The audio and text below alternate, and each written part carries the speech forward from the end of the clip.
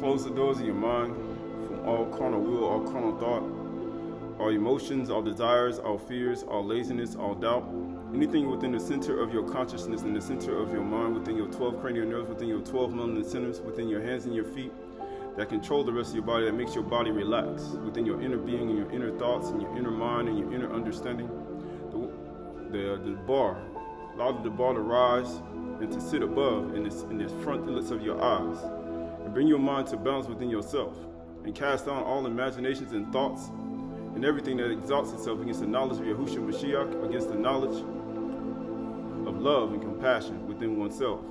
And cast down all pride, jealousy, envy, strife, complaining, anger, resentment, bitterness, and all wickedness within oneself, all adultery and fornication within one's heart and mind, and all stubbornness within one's left ventricle and right ventricle that pumps the oxygenated blood throughout your body.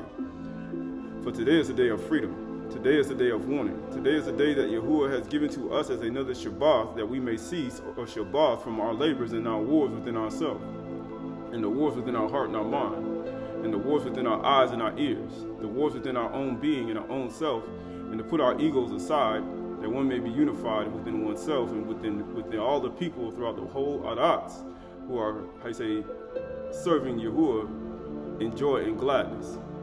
For we acknowledge today the one who made all the heart of the earth, all the sea creatures and all the birds and the oaf and the bahima and the ramiz of the earth, the one who formed and shaped all consciousness and all beings and all things, even the very trees, the eights of the earth, and all those, the one who plants all female trees that it may bear fruit, that man may be able to partake of in this earth.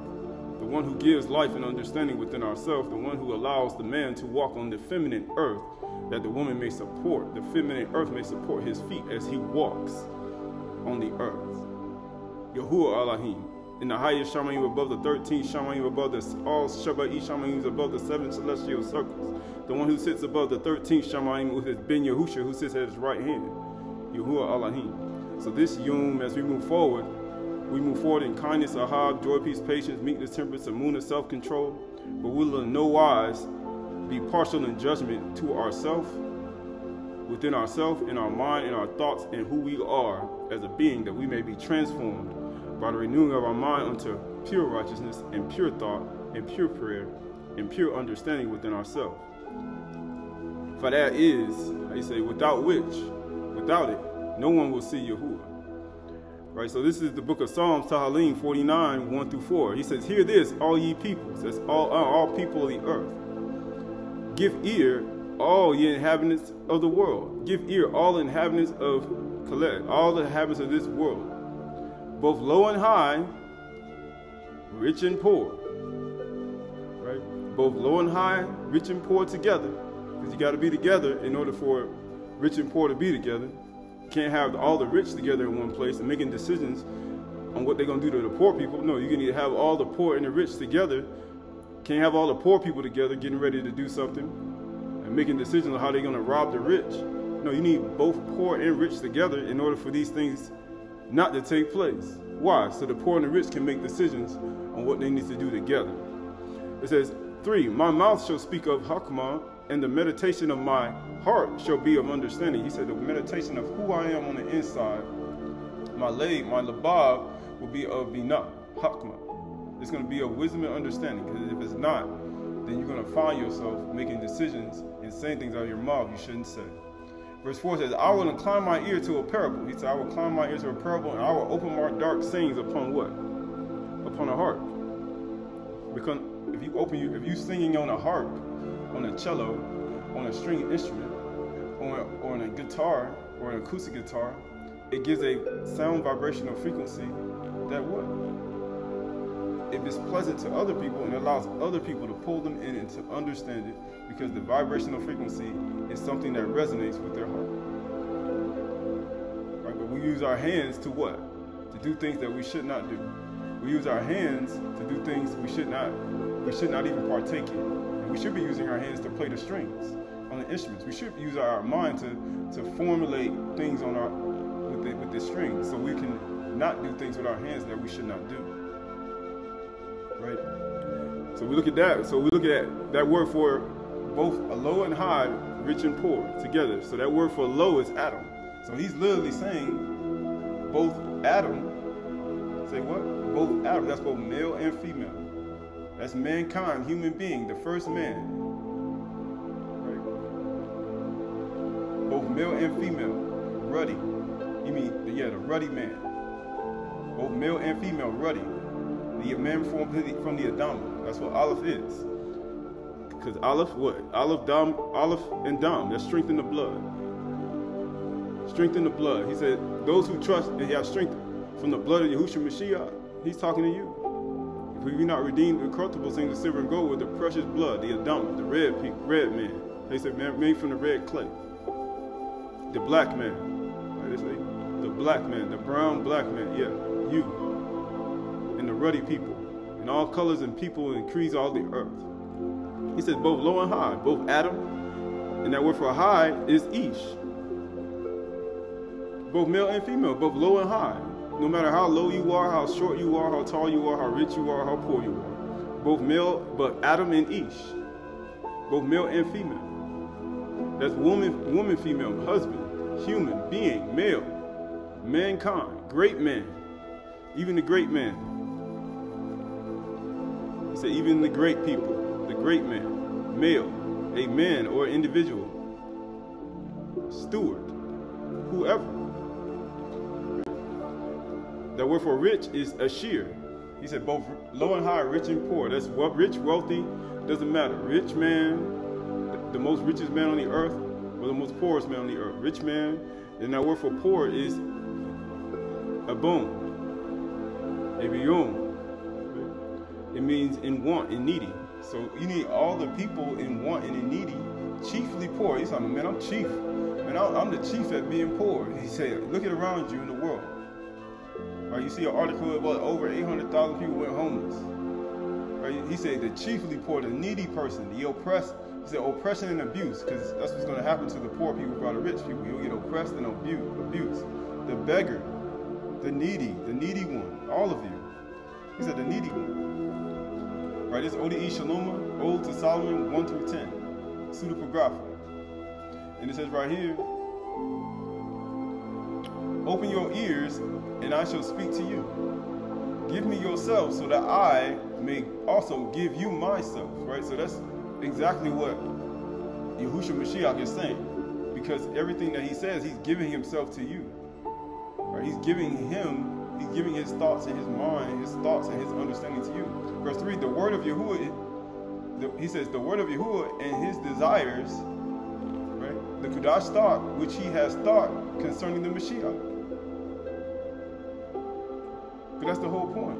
Verse 4 says, for in the will of Yahuwah is your life, and his purpose is eternal life, and your perfection is incorruptible. That's the whole point of him giving you knowledge.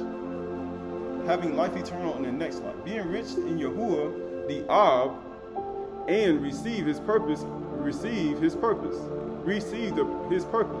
Yahuwah, be strong, and be saved by his coming. Right, verse 6 says, for I announce peace to you in his Kadash ones. Right, so that's the whole point. He said, I announce shalom to you, his Kadash ones. Why? Why he's announcing peace? Because we're supposed to follow shalom, peace with everybody. We're supposed to. We're supposed to be at peace with Yahuwah. So that none of you, those who hear, will fall in the war. Well, why? Because you think about that. For I announce peace to you. Because you got to live at shalom, peace with everybody. So that none of those who hear will fall in war. Because we mean what war? Because you're in a warfare. We don't want you to fall away. We don't want you to fall into temptation. That's why he's telling you this, right? Psalms 46, 1 through 11. Yahuwah is our refuge and strength, and a very present help in the time in trouble. Therefore, we will not fear though the earth gives way, though the mountains be moved into the heart of the sea. He said, don't you got landslides? He said, are you still fearing? He said, I fear to live in the mountains. He said, so you fearing all these things. You don't think Yahuwah is your strength? And it says, though its waters roar and foam, though the hurricanes and storms come, so you're still afraid. Though the mountains tremble at its swelling. So you look at all that, people saying, why? Why do people still fear? It says, verse 4 says, a river whose stream makes glad the city of Yahuwah. He said, why are you not glad in the midst of all this? Why are you afraid in the midst of all of this that's taking place? The Kudash habitation of the Most High. These things are supposed to take place. Verse 5, Yahuwah is in the midst of her. She shall not be moved. He said, why will they not be moved from when all these things happen? Why? Yahuwah will help her when the morning dawns. He said, why? He said, Yahuwah going to help you when the morning dawns. Why do you think the women came to the sepulchre early in the morning before Yahusha rose? He said, why? The Malachi said, why you seek the living among the dead? He's not here. He's already risen. He already risen. He gone. Why do you think he was in the midst of the sea with the disciples? And verse 3 told us that he says, though it roars and foams, though the sea, heart of the sea roars and foams, he said to the sea, he said, Shalom, peace be still. He said, Shalom, Akim, Malakim, Shalom. He made everything stop. Why? Because you're supposed to follow Shalom with everybody. He said, I announce peace to you. What did he announce to the Malachi on the sea in Mark chapter 4? He announced peace to them. He said, search the scriptures. Any of you think you have eternal life is talking about, like they say, like the Europeans say, muah. It's talking about me. It says, Yahuwah is in the midst of her. She shall not be moved. Yahuwah will help her when the morning dawns. Verse 6, the nations rage and the kingdoms totter. He utters his voice and the earth melts. Right, because Yahuwah is like fire. Yahuwah of hosts is with us. The Elohim of Yaakov is our fortress. He said he is our fortress. He is our literal, covering.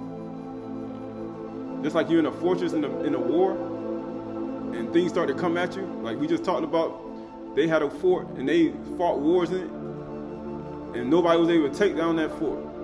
Well, guess what? Yahuwah is your guarding fort. And guess what? He is your fortress. And guess what? When things like this happen, he said, you will not be moved. Verse 8 says, come, behold the works of Yahuwah, how he has brought desolation on the earth. Why? Because when the wars start happening, and we just talked about, he said, we don't want nobody to fall in the war. Because Yahuwah needs to be your fortress. He your God. He is your Elohim, right? Continuing on, verse 9, he makes wars cease to the end of the earth. He make the wars stop.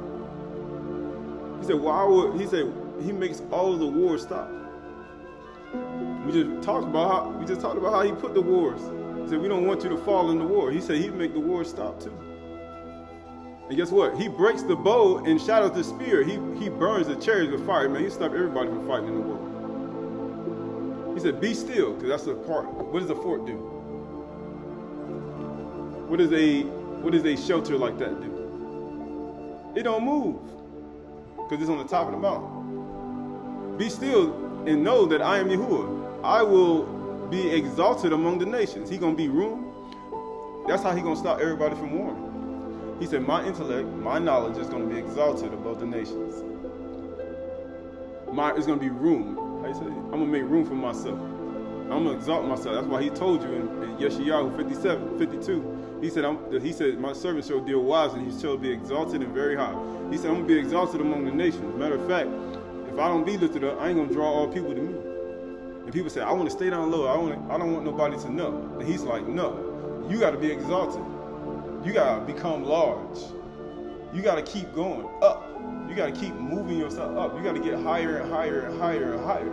And get past the higher lies that they told you and get higher and higher so people can see you. He said, I don't want to be seen. But you're the light of the world.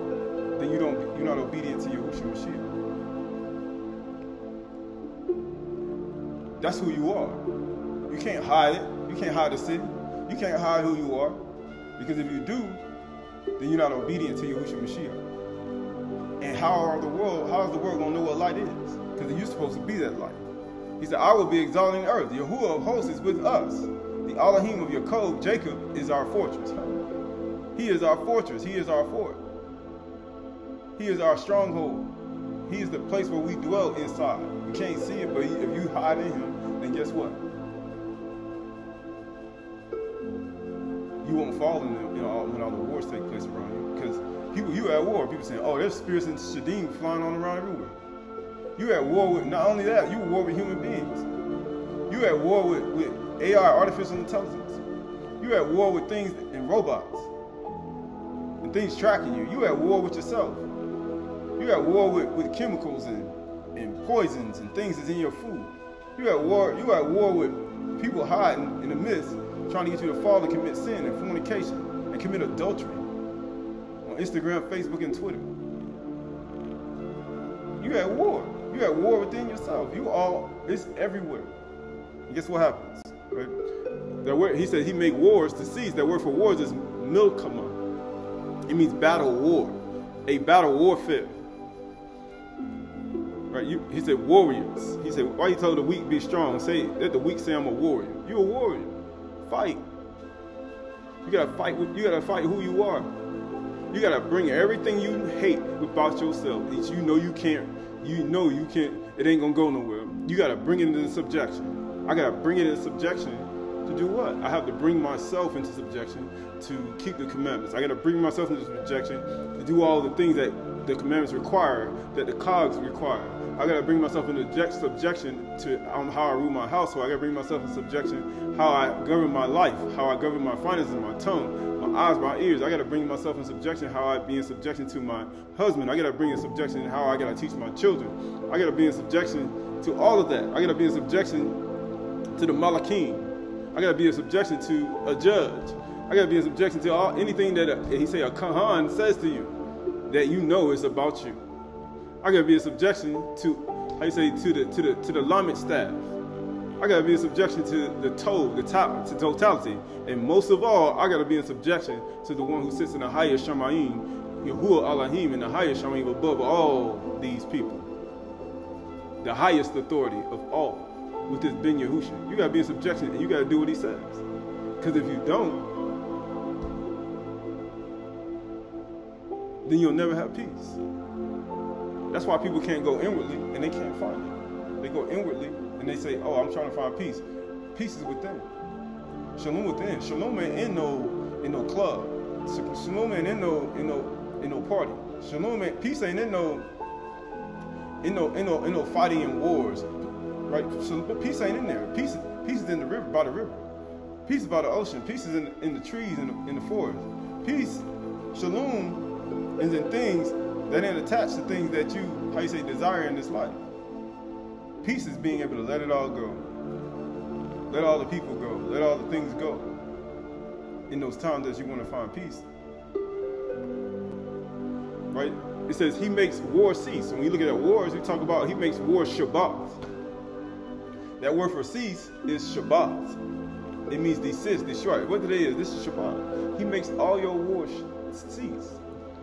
Why? Because if you ain't closed the gates of your mind, the thoughts of your mind, from all carnal will, all carnal thought, all your emotions, all desires, all fears, and all the things within yourself, then you ain't got no Shabbat. It means to cease, desist, destroy, to cause to cease, right? To do away. You have to get rid of it, and that's the whole point, right? So this is Aleph Shemuel 25, 1 through 14. Then David rose and went to the wilderness Paran, and there was a man in Maon whose business was in Carmel. So he had a good business, right? The man was very rich, and he had 3,000 sheep, and he said 3,000 sheep and 1,000 goats, right? You put that in layman's terms. I didn't do the math, but you know that's a very rich man in this life, right? And it says, and he was shearing his sheep in Carmel. Now the name of the man was Nabal. Nabal he was broke off. He had 1,000 goats and 1,000 sheep. You know how them things work today? Each one, 1,500 apiece. Close to that. And the name of his wife was Abigail. The woman was discerning and beautiful, right? She was discerning and beautiful. But the man was harsh and badly behaved and was a Calebite. He was harsh, how you say, and badly behaved. What do you mean badly behaved? He was a, how you say, he was just like his name is, Nabal, a worthless man. His behavior was not right. What do you mean behavior? His behavior was not right. Not of works that any man should boast. Right? Look at all the stuff he got. But guess what? His behavior was wrong, and he was harsh. So Dawood sent his 10 young men, and Dawood said to his young men, "Go up to Carmel and go to Nabal and greet him in my name. And thus you shall greet him." Right? He's literally saying, go up to the man, hey, this man, hey, he know me, I know him. Saying my name, and he gonna give you some favor, because my name go great. My name has a little bit of weight. And thus you shall greet him. He like, and greet him in my name. That's why Yahushua told you, any man come in my name, and many gonna come in my name saying, I am Mashiach, and shall deceive many. Why? Is David telling you to go up? David telling the people, telling the 10 men to go up to do something evil? No, he's saying, go in my name. He says, Shalom. He says, peace be to you. Because then you're supposed to follow peace with everybody. And peace be to your house. You're supposed to be in your house. And peace be all that you have. He wants peace everywhere. Dawood said, the Bible said he called him the son, the Prince of Peace. He the ruler of peace. Why do you think you call Yahushua the Prince of Peace? The everlasting Father. On the increase of his government, there shall be no end. On the throne of David. Why would he not sit on the throne of David, according to Yeshayahu? Why would he not? He said, I hear that you have shears. Now your shepherds have been with us, and we did them no harm. And they missed nothing all the time they were in Carmel. Ask the young men, and they will tell you. He said, the young men, my witnesses. He said, I got witnesses. I got 10 witnesses against everything I did. So I can't give you no railing accusation, or you can't tell me I didn't do it, because I got 10 witnesses, and I helped you. Therefore, let the young men find favor in your eyes, for we come on a feast day. He came on Teruah. Because he was a poor man, and then guess what? During the feast, you're supposed to give to those who ain't have. And guess what happens? Because the rich and the poor meet together. Please give us whatever you have. The very needy, the chief needy. That's what he is. Dawood is the chief needy person. He the chief needy. He says, please give whatever you have at your hand to your servants and to your son, Dawood, right? Let's continue on. Verse 25 and skipping over verse 9. It says, when David young men came, they said all this to Nabal in the name of Dawood, right? He said everything he said. Everything he said it in the name, in his name. He said, I said this in your name. And then they waited.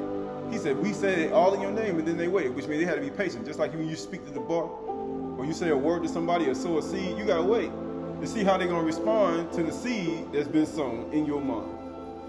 It says, and Nabal answered Dawood's servants, who is David? He's like, who is he? Even after the seed was sown in people's mind, he said, who is David? Just like when you sow Yahushua's seed and tell them about Yahushua, they'd be like, who the heck? Who is Yahushua?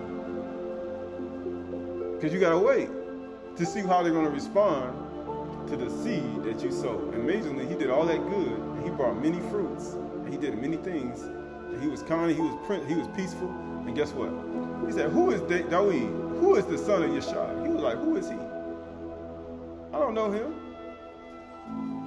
And guess what he said? There are many servants these days who are breaking away from their masters. Because Dawood thought, this person gonna know who I am. I thought you gonna show me, I thought you knew who I was. I thought you did. And it's the same thing when Yahushua do, when you tell somebody about him, and they be like, who is he? He said, I should obey Yahushua Mashiach. Who is he that tells me I gotta forgive my brother or my sister? Who is he? I gotta cast the log out my eye. Who is he that tells me I gotta do justice, mercy, and peace? Who is he? Because people don't want to follow peace with all men.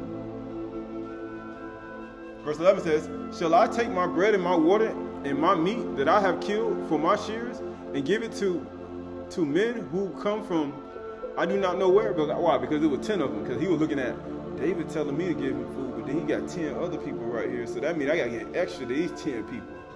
I thought I was just giving to one man, but I'm giving to one man and all the rest of his people. That 1, 2, 3, 4, 5, 6, 7, 8, 9, 10. That's a lot of people. I'm going to lose a lot of money.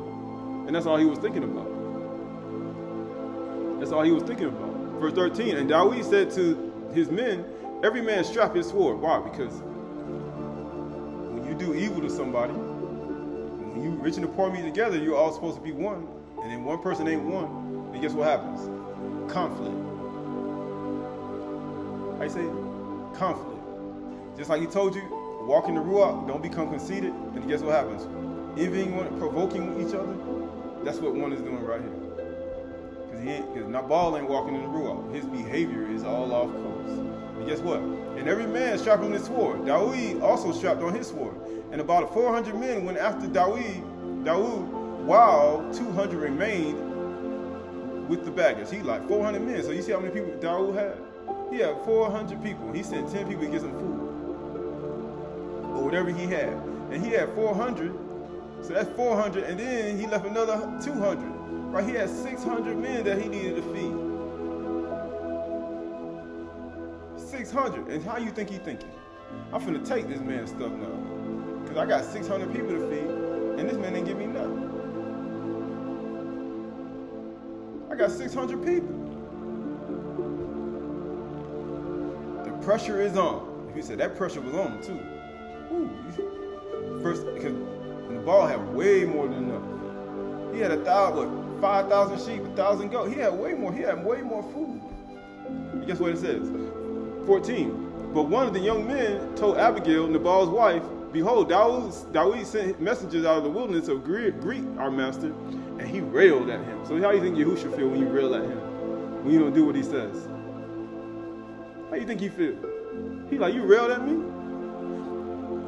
It says, yet the men were very good to us, and we suffered no harm, and we did not miss anything when we were in the fields, as long as we went with them.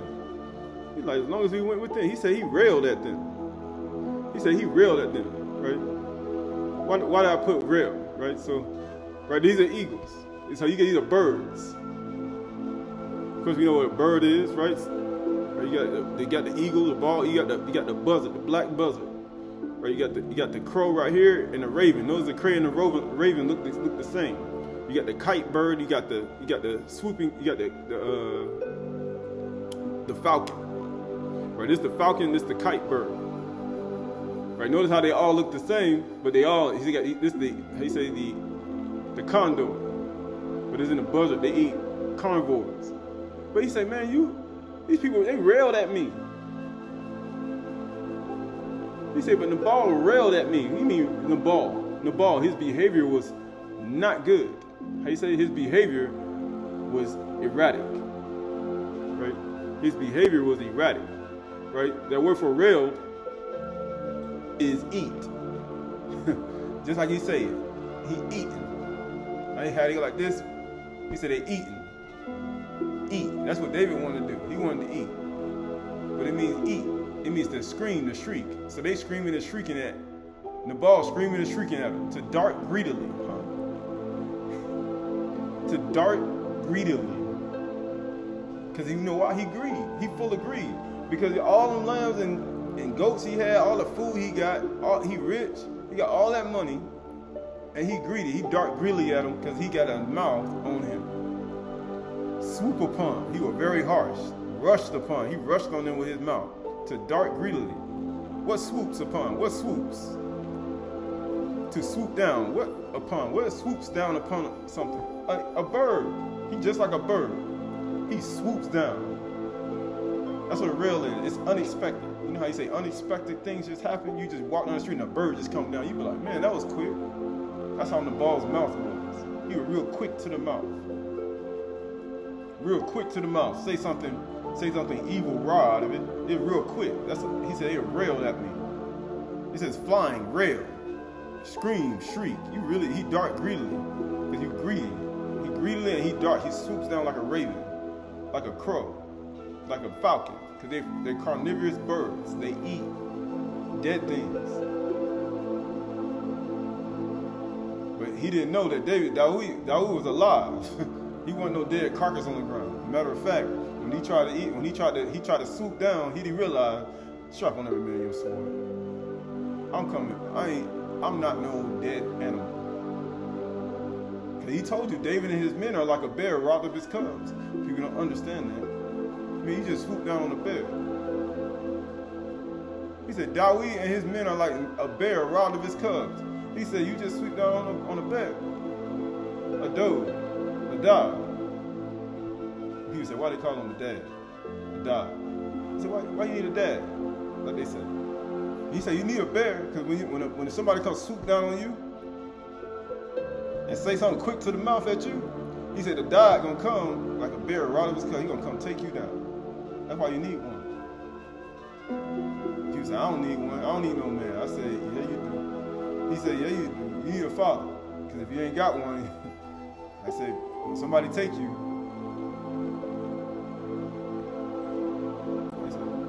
this is the book of Jubilees, Pseudepigrapha, volume 2, chapter 11, 3 through 121. And the son of Kasih, built a city in Iraq of the Chaldees and called its name after his own name and the name of his father. And they made for themselves molten images, and they worshiped each the idol, the molten image, which they had made for themselves. That's what the ball is. Idol worship.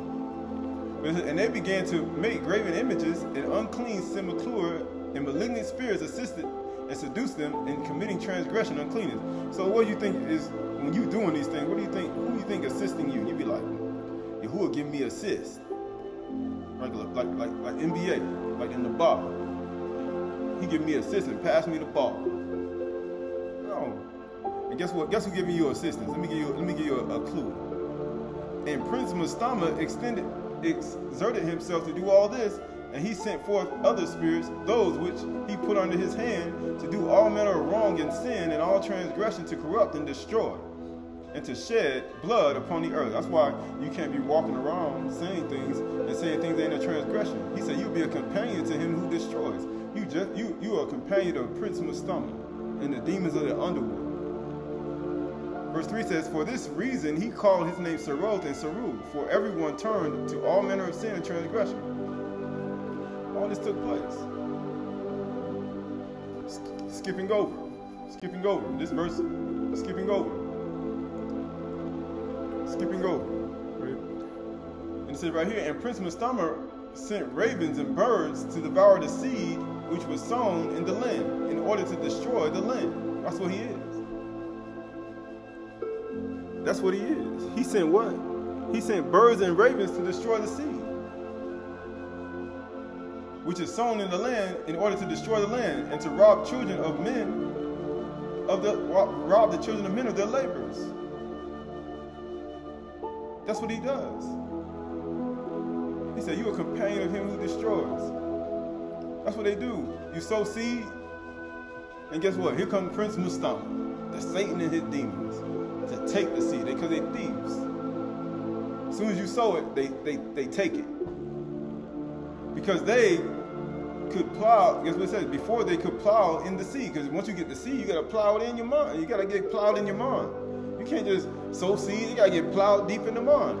This is the ravens picked it from the surface of the ground. You can't leave a seed on the surface of the ground. You got to plow and hoe. Once the seed is sown, you got to plow. And you got to put that stuff in the ground. Because if you don't, here come the ravens. Here come the ball. He going to swoop down. And he going to attack you with a quick mouth and take it. Here come to eat. They come to eat. They coming straight to eat. And whose fault is that? Let's see. And for this reason, he called his name Terah, because that's what they named his son after. Terah, because the ravens and the birds reduced them to destitution and devoured their seed. He called them Terah, which means, he said destitution, destruction. People saying, why they name their children after what takes place? In hunting and gathering. This is how you know we were tribal people. It says, and verse 3 says, and the years began to be barren, owning to the birds. The birds just taking, they come swooping down. The birds winning. These little carnivorous birds taking all the seed. The ravens and the crows. Get what it says. And they devour all the fruits of the trees. From the trees, it was only with a great effort that they could save a little of all the fruit of the earth in their days because of the birds, because of these other animals. Verse 4 says, and in the 39th Jubilee, in the second week of the first year, Terah took to himself a wife, and the name of her wife was Edna, the daughter of Abram. And guess what? It says daughter of Abram, and the daughter of his father's sister. And in the seventh year of this week, she bare him a son. And he called his name Abram. And he bare him a son. He called his name Abram, by the name of the father of his mother. He gave him the name after his father. Let's see. Verse 5 says, for he had died before his daughter had conceived a son. He had died before his daughter conceived a son, so she named him after the dead father. Right? And verse 6 says, the child began to understand the errors of the earth, and all that went astray after graven images and after uncleanness. And his father taught him writings. And his father taught him writings, and he was 2 weeks of years old. And he separated himself. Of course, you know, two of weeks. Right? You can see, you can go even with that and say 2 of weeks. That's, you can say he was 14.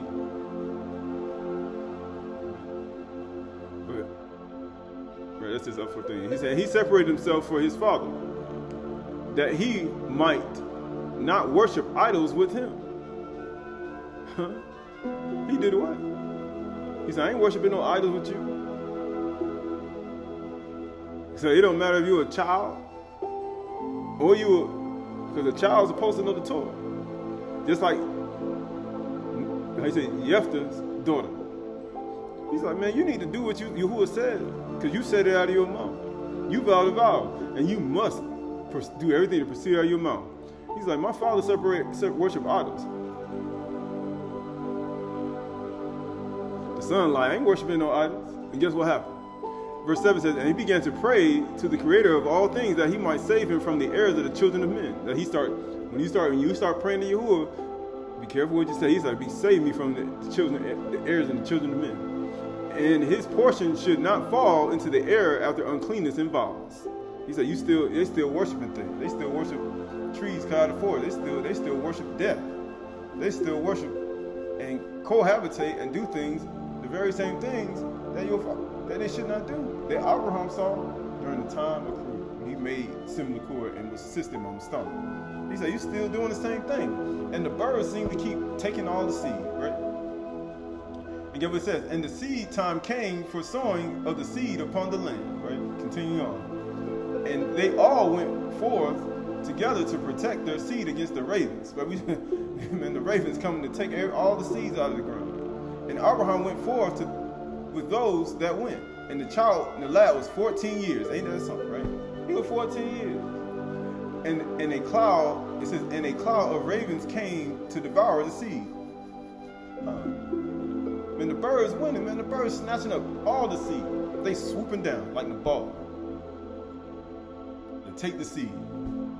Seed sown, you gotta wait, and the ball come at you. Take it away, because he's saying things out of his mouth. He snatches the seed away. And Abraham ran to meet them before they settled on the ground. And he said, when your behaviors are off and you're a worthless person, I guess this is what you do. You're like a raven bird. You're like a crow. You're like a carnivorous bird. It says, and Abraham ran to meet them before they settled to the ground. Abraham ran right out them birds. And what did he do? And cried to them before they settled on the ground to devour the seed, and said, descend not, return to the place whence ye came. And they proceeded to turn back. Why? Because he gave Adam authority and dominion over the oath. But he didn't know, but under this whole situation, Mastama was taking control of the birds.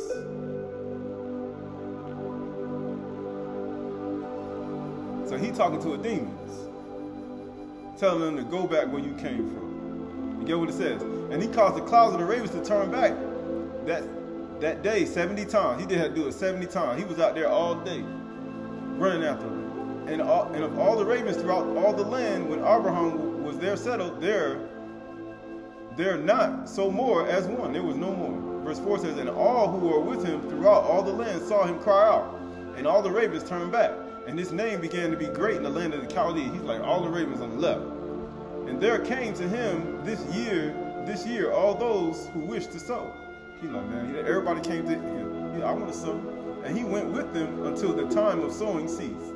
Because there's a time period to sow.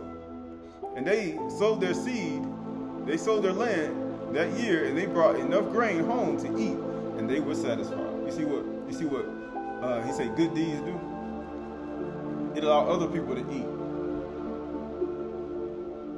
Abraham was a night in the ball. When he saw the ravens swooping down, when he saw them beings like Nabal, he made sure they stayed away so that they can gain the actual understanding and gain it. It's all as a symbol to what? Just Mark 4:13-20. And he said to them, do you not understand the parable? How then will you understand all parables? The sower sows the word.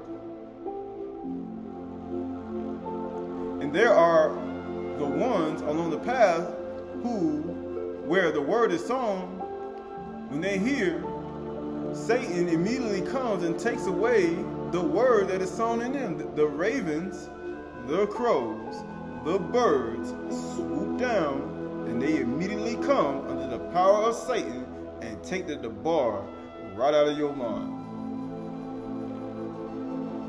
And the whole job is to keep the birds away, so that you can get these people to get it plowed in the ground so they can have seed and produce fruit. But they keep eating the fruit from the fruit trees too. And this is all you learn from being out in the farm, in the forest. And these are the ones who are sown on rocky ground. The one who, when he hears the word and immediately receives it with joy. Oh man. Taking one day at a time, right? They sweet with joy. One day everybody going crazy. And they have no root within themselves, but endure for a while. He said, man, they got it for a while though. But get what happened? Then when tribulation and persecution arises, and when things start happening, when the seas and the waves start roaring, when the mountains get cast down, when landslides start happening, when hurricanes come, guess what happens? When the ravens start coming through, when the stomach starts getting more powerful, guess what happens? He said, when tribulation and persecution arise on account of the debar, that's the only reason this happened. Immediately they fall away. Because didn't we just talk about that? He said, hear the word of you. He said, I don't want you to fall in the midst of war. That's the whole point. So you won't fall in the midst of war. You fall away. That's the whole point. And others are gone. He said, others are the ones that are sown among thorns. They are those who hear the word, but the cares of this world and the deceitfulness of riches and the desires of things enter and choke the bar, and it proves unfruitful in the bar. Remember, he had 1,000 sheep, 1,000 goats. Then what else he had? He had all these things. But then when David's servants came to sow the seed, man, we come in David's name, and they sowed the seed and they waited. And guess what his fruit was? Railing. He swooped down. Whoo! It was unexpected. Like, man, he started yelling and screaming and yelling. He said, you ever got the bar spoken to you and you start screaming and yelling? He said, understand what's going on around you, and the spirits and the demons and the Satan who's trying to get in your head. Because it's unfruitful. Because the word that one speaks, he said, poof, here comes Satan. Swoop down. And he take that word out, and guess what? You don't get it plowed in. You just start yelling and screaming. He's shrieking. Yeah, you got a mouth on you? He said, yeah. Verse 20 says, but those that were sown in good soil are the ones who hear the word and accept it and bear fruit. And then when you bear the fruit, and you're satisfied, here come the birds that come eat your fruit too. The birds ain't gonna stop. 30-fold, some 60-fold, and 100-fold. What's 30-fold? The Lamed, 60-fold. Samach, 100-fold.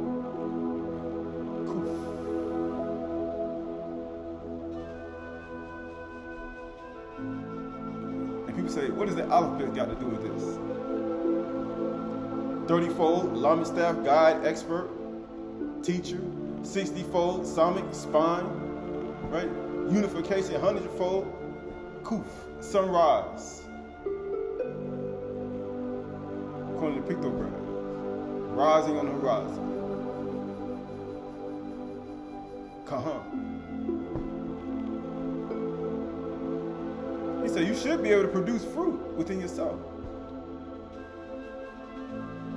Or you haven't put on the supernatural divine nature, and you become neither will you become unfruitful, and all the things you add to your essential being, as Peter wrote. And it said right here, Book of Enoch, this Book of Hanuk, 89, 1 through 5. And I observed during the time that thus 37 shepherds were overlooking, and all of whom finished their respective periods as the first.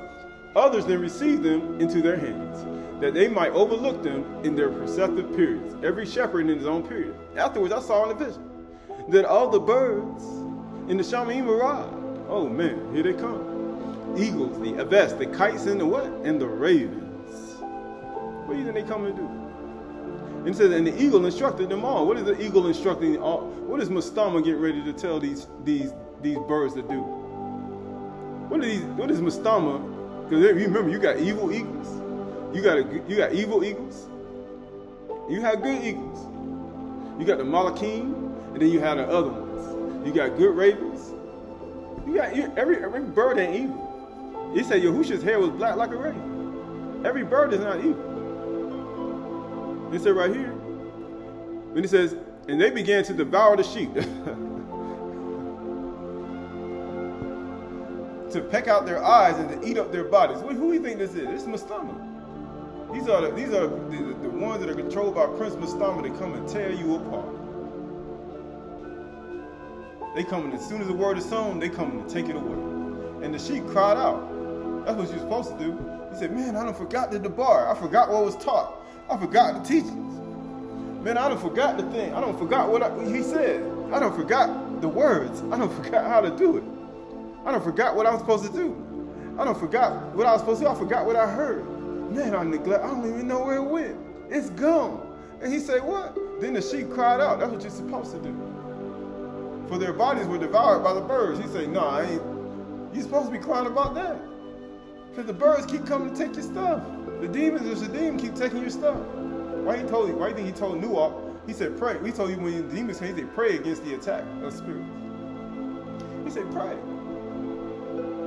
Verse 5 says, I also cried out. So he said, then guess what?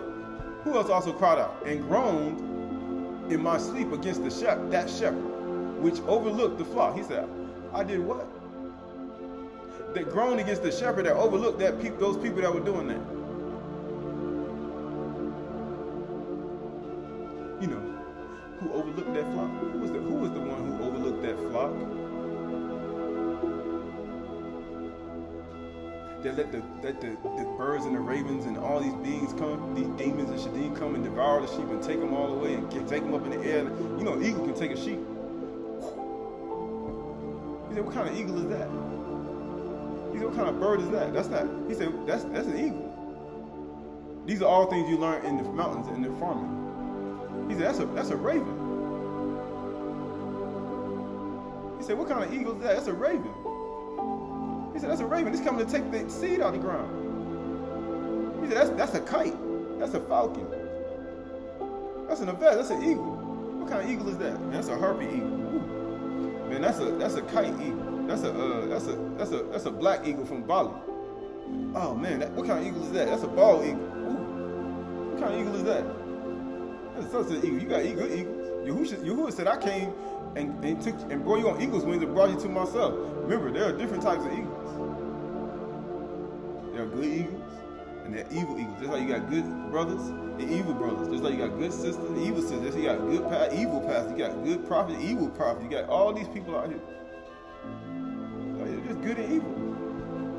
Right? Verse 21 said, this is Bereshit 9 through 15. Reading all these for a reason. These are the generations of Nuach. Nuach was a righteous man. He was a righteous man. Blameless in all his generation. Nuach walked with Yahuwah, and Nuach had 3 sons, Shem, Ham, and Yafar. Now the earth was corrupting corrupt in Yahuwah's sight, and the earth was filled with violence, kamas. And Yahuwah saw the earth, and what? And behold, it was corrupt, for all flesh had corrupted their ways on the earth. And Yahuwah said to Noah, I have determined to make an end of all flesh, for the earth is filled with violence, kamas, through them. Behold, I will destroy them with the earth. Make yourself an ark of gopher wood. Make rooms in the ark and cover it inside and out with pitch. So he said, what? Make your ark. Cover it within. You got to pitch it within first. You got to do your inward work inside your inner being first, and then pitch on the outside. People be trying to do the outside first. I'm like, man, y'all look good, you feel good, you look good. He said, but when you get inward, man, you got to get that right before you put on all these things. Because why? It's going to look, how you say, you're going to be off, inside out. This is how you are to make the length of the ark, 300 cubits. Its breadth, 50 cubits. And its height, 30 cubits. 300 cubits, that's the shin, devour, eat. And it says right here, in verse 50, it says, and breath is 50, that's noon, of the alphabet, which is life, reach, bro. And guess what? And it says, and its height, 30 cubits. That's the lamed. The teacher expert of life, eat it, devour it. He said, who is that? Eat that.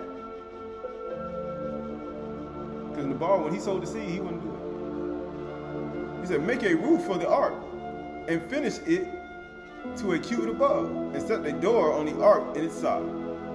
Close the doors of your mind from all carnal will, all carnal thought, all emotions, all desires, all fears. He said, what side you think he was on?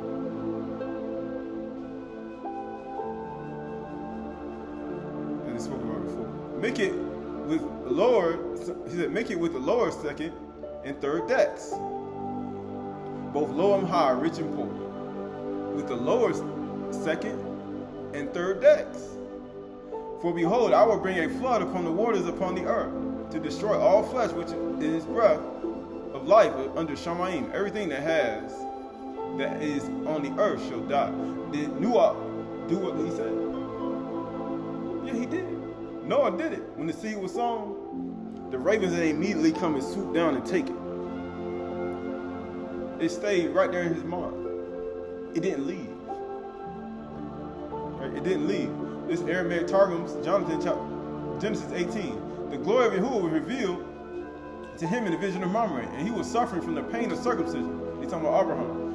Seated at the door of the tent at the strength of the day. And he lifted up his eyes and saw, and behold, 3 Malachim in the form of men were standing before him. He said, what? 3 Malachim in the form of men were standing before him. They had been sent for 3 things. For it is not possible for a ministering Malachim to be sent for more than one thing. He came to announce to him that Sarah would bear a male child. One came to rescue Lut, and one came to destroy Sodom and Gomorrah. And when he saw them, he ran from the door to the tent to meet them. And he bowed to the ground. He said, I beseech you, by the mercies from before you, O Yahuwah, if I found favor in your favor before you, let the kabod of Yahuwah, your Shekinah, go up from your servant until I have received these travelers. Verse 16, skipping to verse 16. Right, and it says, then the Malachim who had the form of men arose from there. The one who had brought the good news to Sarah went up to the Shamayim's on high. He left. Where do you think he left to? Just like Yahushua left in the cloud. He said, why are you standing up here gazing in the Shamayim? For this same Mashiach gonna come back in the same manner. Where do you think these people coming from? Well, let me guess. They're coming from a port. No, they're flying in the air. They got other ways they transfer and they travel throughout this world. And he says what? And it says, Shamayim on high, and 2 of them looked towards Sodom. The 2 of them. Because you need 2 witnesses. And remember, he had 3 of them there, 3 witnesses. And Abraham went with them to accompany them. And Yahuwah said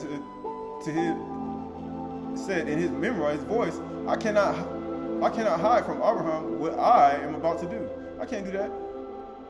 Because Abraham was righteous. He did everything Yahuwah said. By right, I should not act until I have informed him. Amazing how Yahuwah do that. And then you know what people can't do? People can't do that. They can't inform people before they do something. And then you got Yahuwah doing it and say, I can't do that. How would I look? And be like, why Yahuwah did that? So he can condemn us? That's the only reason he did it. Why do you think so a woman in the house, if she vowed to her husband or her father and her husband withstood her, she can't perform it?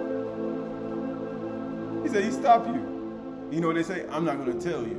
I'm going to do it on my own. He says, no, you can't do that. Verse 18, Abraham is destined to become a great and mighty nation. And on account of him, by his merits, all the nations of the earth shall be Barak. If you do that, you look at that, you're going to miss your Barak if you don't do what Yahuwah did. He said, you ain't going to miss your blessing. He said, now people say, I ain't got no blessing. You're going to miss your Barak. Verse 19, for his piety is manifest before me, so that he will command his children and the members of his household after him to observe my ways that are right before Yahuwah, doing what is just and right, so that Yahuwah may bring upon Abraham what? All the things that he said, right? Because Yahuwah wanted Barak us. I'm skipping to verse 20. I got to get through this. Yahuwah said to the ministering Malachim, the cry of Sodom and Gomorrah, because they oppress the poor, and decree that whosoever gives a morsel of bread to the needy shall be burned with fire, is indeed great, and their sins have indeed increased greatly. So he was like, Yahuwah looking at us, he said, you oppressing the poor? Isn't that what the ball did? He said, your sins have increased greatly. Matter of fact, I've seen it. And you know what he said? And I will now be revealed. And I will see whatever they have, and I will see whether they have really done according to the complaint of the maiden Palith, which has come before me. Why? Because Yahuwah got to inquire. Just how the book of Yasher said, when they burned it with fire, because she gave to the poor man, Yahuwah like, even though they did it, I got to be a good investigator to go see if it's actually true. Not everybody out here. They hear one thing, they swoop down, they immediately come down just like a bird and start attacking people, just like the ravens and the birds and the crows and all the people attacking the sheep. They just sweep down and they just start saying stuff. They just start saying stuff. And guess what happens? It says, if so, they deserve, you know what it says? If so, they deserve total destruction. So you better be careful when you're oppressing the poor. I know people say, oh yeah, you know, I'm good. But if they do penance, if they repent, that's what it said, penance, shall they not be righteous before me as if I did not know? And I will not take revenge? He said, if you repent, he said, I ain't gonna do it. If you repent, I won't bring your whole congregation, your whole household, your whole life to destruction if you repent. For being an oppressor to everybody in your life. Verse 22, the two Malachim who were like men turned from there and went to Sodom, and Abraham was still beseeching mercy for Lut. And the ministering in prayer before Yahuwah, Abraham prayed and said, shall your anger wipe out the innocent with the guilty, so you kill the righteous and the wicked? And you know what he said? What if there are 50? He said, why he said 50? Because that's the noon. The noon, life. Innocent people within the city who pray before you. 10 pray before you. 10 for each city. What's that? 10 for each city. 5 cities of Sodom, Gomorrah, Admah, Zimol, and Zoar. Will your anger wipe them out and not forgive the place for the sake of the merits of 50 innocent people who are in it? It will be a profanation for you to do such a thing, to kill the innocent with the guilty, so the innocent will be as the guilty. That would be a profanation for you. Is it possible that he who judges the whole earth should not do justice? Can you think about that? I could have destroyed everybody. Right, skipping on, it says, and the two Malachim came to Sodom in the evening, as Lot was seated at the gate. Right, because you saw, we were just talking about how Abraham was teaching Yahuwah, but we skipping over. And it says right here, and when Lut saw them, he arose from the door of the tent to meet them, and he bowed with his face to the ground. He said, I pray, my master, turn aside hither, and come into your servant's house, and spend the night, and wash your feet. Then you may rise early and go on your way. But they said, no, for we will spend the night in the marketplace. Then Yahushua said, I liken you children to sit in the marketplace. I piped unto you, you ain't dance. In Matthew chapter 11, I lamented and you ain't cried. You ain't have no joy. Verse 3 says, but he urged them strongly, and they turned aside to him and went into his house. And then what Zacchaeus did when he was on the actual tree?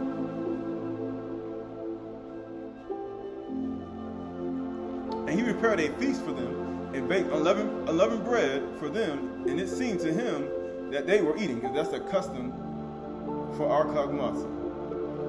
Right?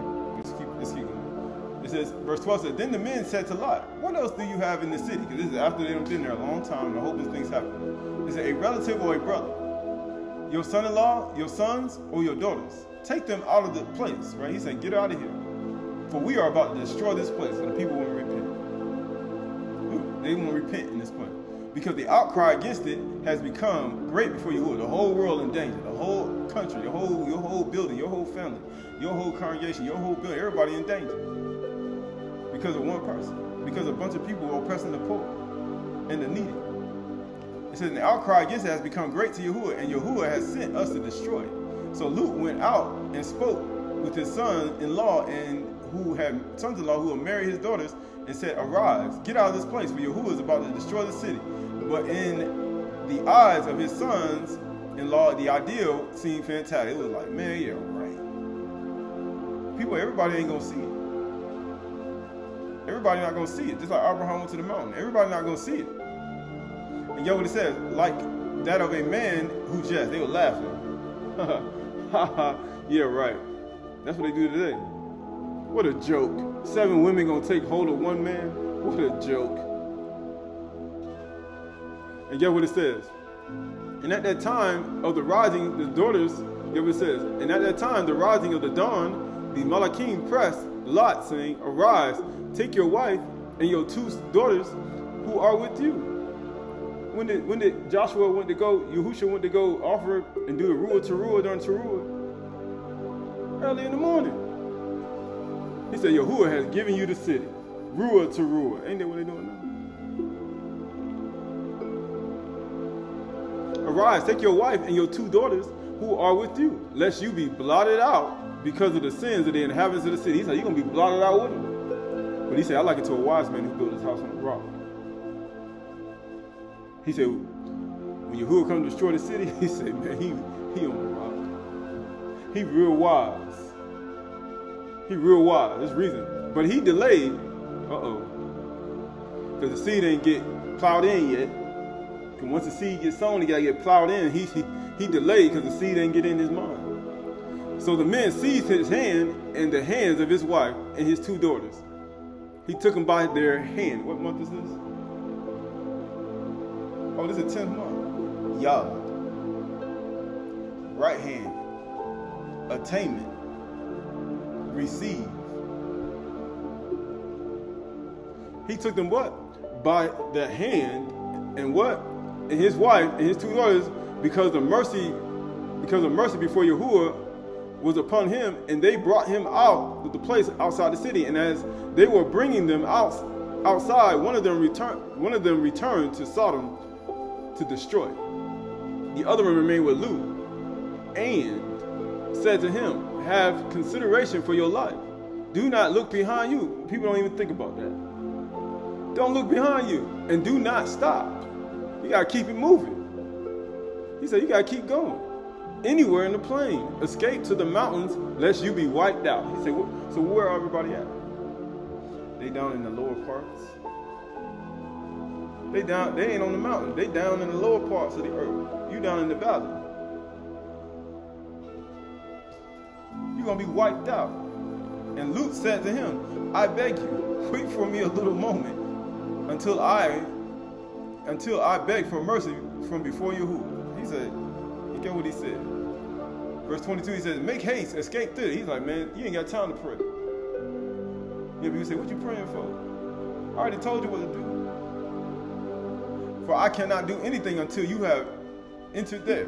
Therefore, the name of the city was called Zoar. He had to get out.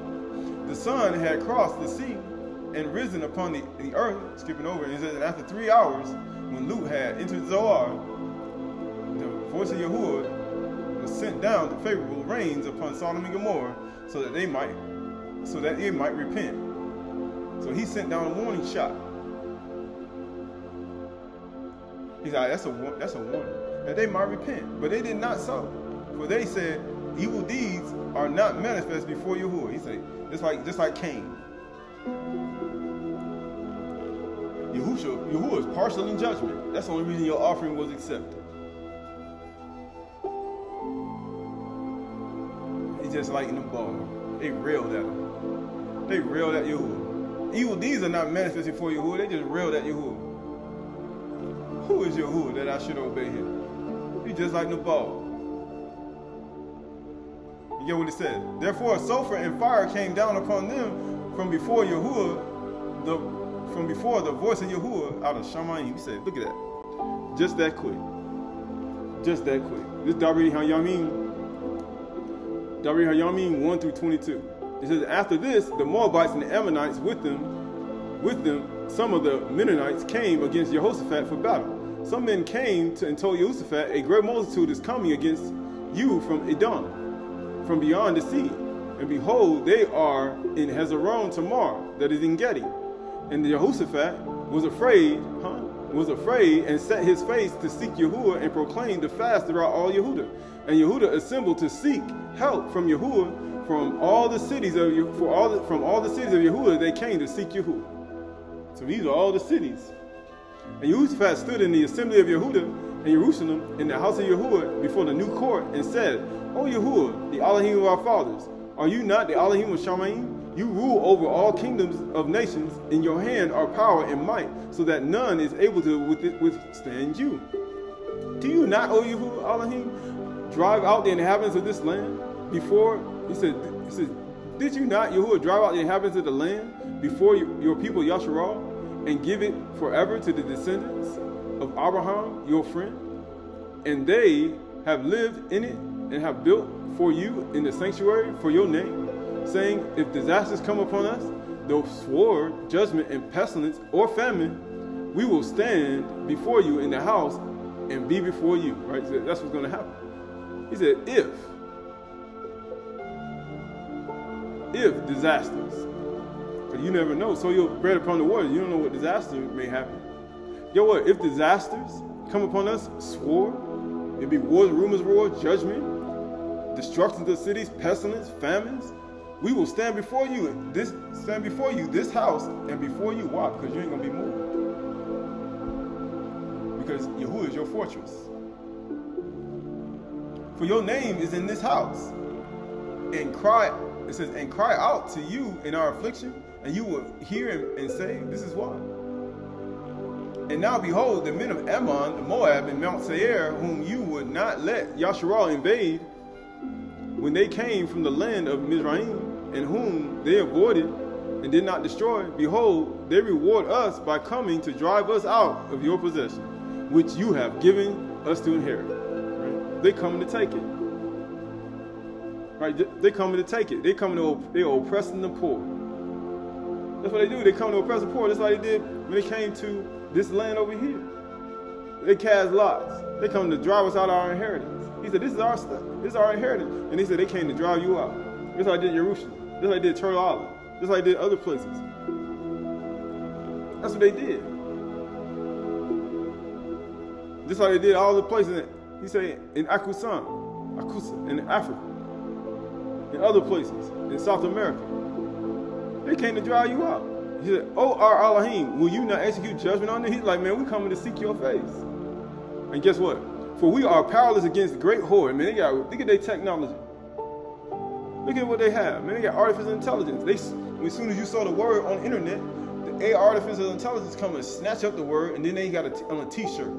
They got it in a message on the commercial. They got an artificial intelligent commercial already there to take the word and twist it around and make people still deceived. They can do that now. He said these people got things that as soon as you put it out of your mouth, they already take it and they already put it on something in the store and make you buy it. He said, for we are powerless against this horde that is coming against us. For we do not know what to do, but our eyes are on you. He said, we don't know what to do. He said, but our eyes on you. And meanwhile, all Yehuda stood before Yahuwah and their little ones and their wives and their children. And the Ruach came upon Yahiel, Haziel, the son of Zechariah, the son of Benaiah, the son of Yael, son of Mattaniah, a Levite, the sons of Asaph, in the midst of the assembly, and he said, listen, all Yehuda, and the inhabitants of Jerusalem, and King Jehoshaphat.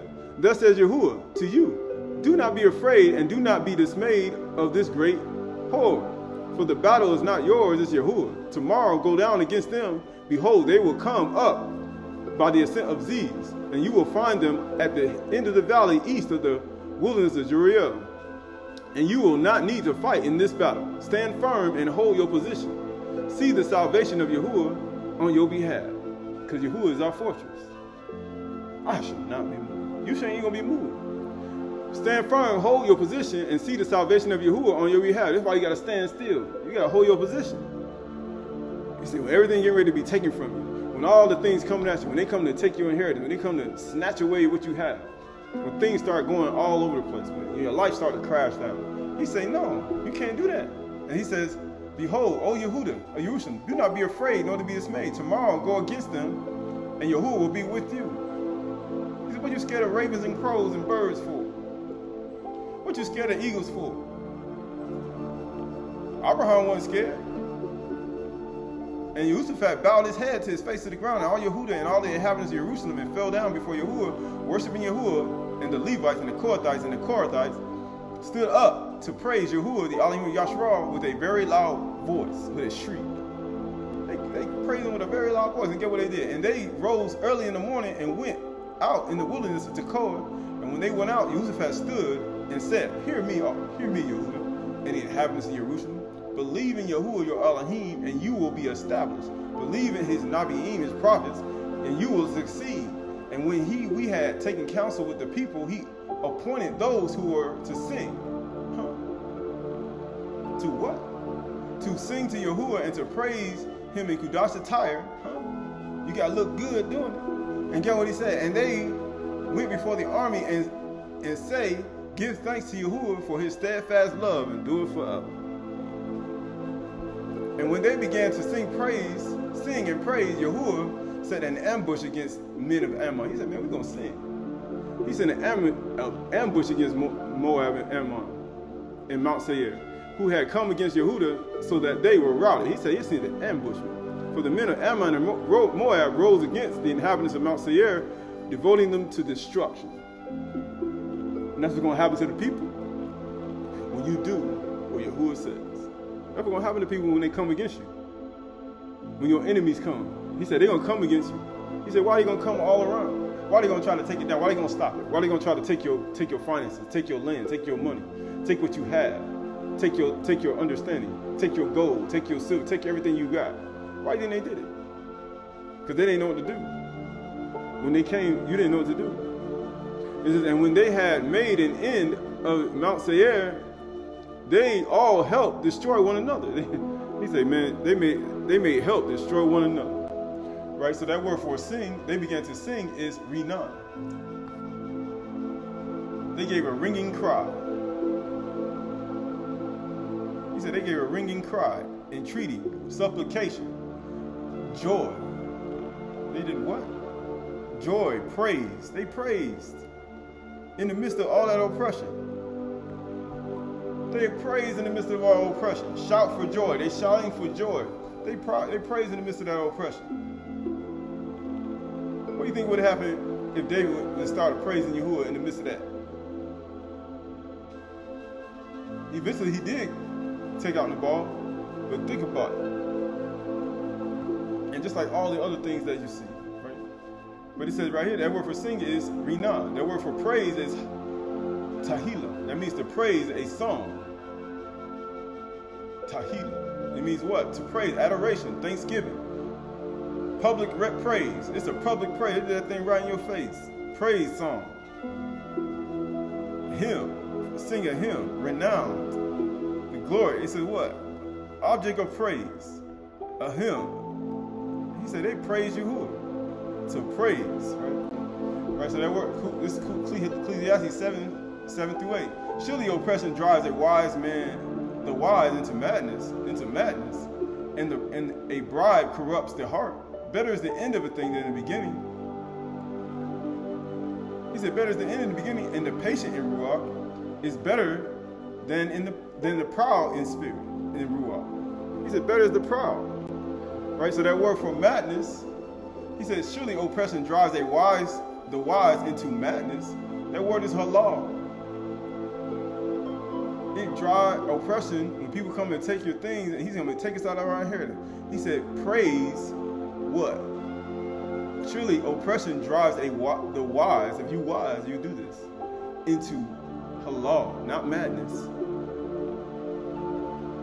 They fell on their face. They praise you.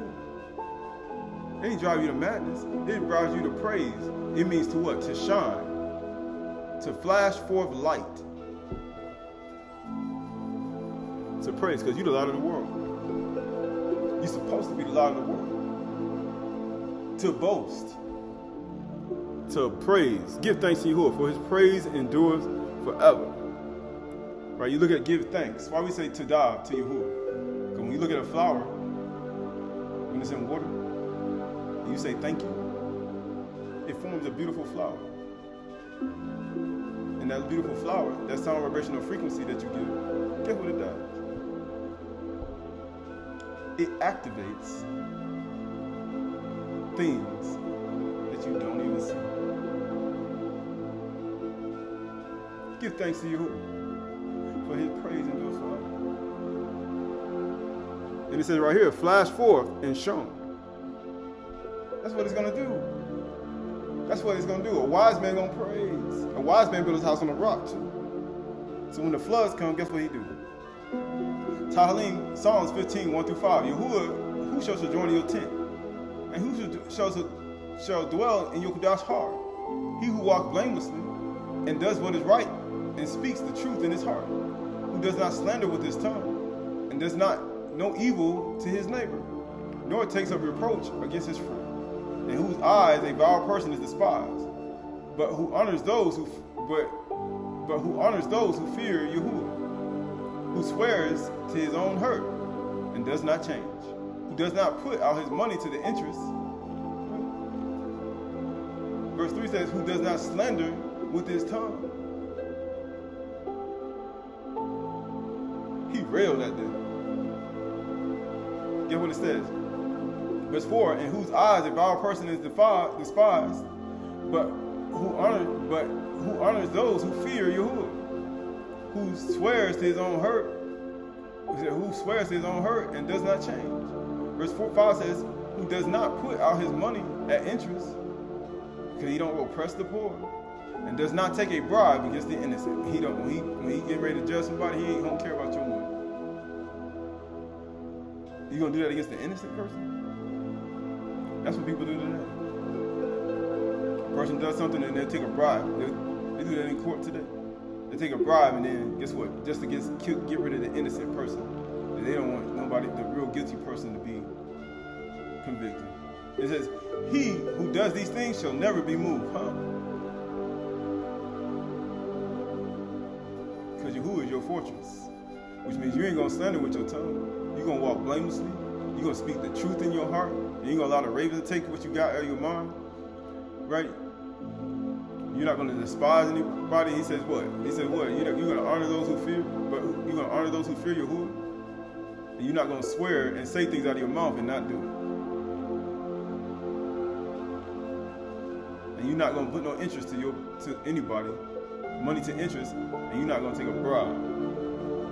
And you ain't got to be a judge to take a bribe. Somebody just give you something, say, don't tell nobody, please. I did this. It could be in your life. You probably say you cover that up. because you were implicated and you took a bribe, you took some money, or you took something and you ain't want nobody to know.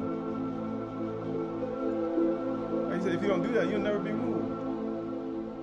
This second Kav, Peter chapter 2, 4 through 11. For if Yahuwah did not spare the Malachim who had sinned, when they sinned, but cast them into the hell, Sheol, and committed them in chains of gloomy darkness to be kept until the judgment, if he did not spare the ancient world, but preserved Nuach, and a herald of righteousness, what did he do? He kept Yahuwah's commandments. With 7 others,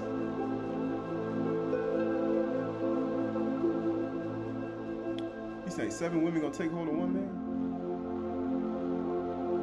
He said, what do you need the 7 celestial circles? He said, why do I need to perform the 7 celestial circles? Because the 7 celestial circles, the 7 cogs and muads are what? That's your ark. He said, that's what you're bringing in your ark.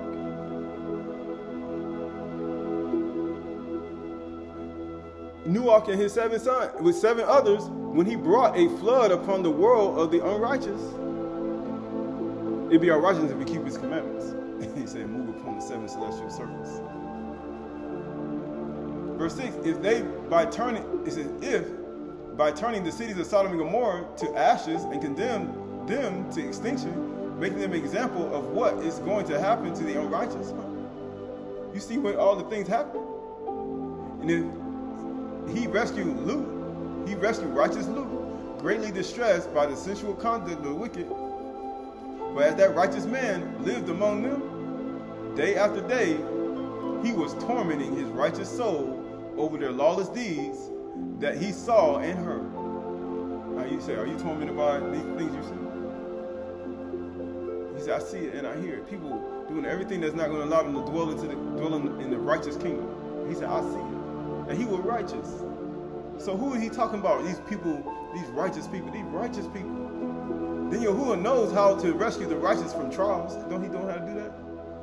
Things are coming upon the earth. You think he ain't thinking about you? He said, all you got to do is follow me. And to keep the unrighteous under punishment until the day of judgment. That's all he's doing. He said, why are you not allowing these people to operate in the righteousness and do these things? Because he's holding them together. Verse 10 says, and especially those who indulge in lust, that could be lust of anything. Lust of the flesh, lust of the eye, and pride of life. Fornication, adultery, doesn't matter. Bestiality, doesn't matter. Idol worship. And defiling passions, and despise what? Authority. Despise what? They say they despise authority. Bold and willful, they do not tremble as they blaspheme the glorious one. What do you mean by that? Whereas the Malachim, though greater in might and power, do not pronounce blasphemous judgment against them before you. Against who? We just read of some of them. Righteous Nuach and the 7 others, righteous Lut and his family. He said, they won't do that. Why do you blasphemous judgment? Let's see what happens. Since verse 11 says, whereas the angels in greater in power and might do not pronounce a blasphemous judgment.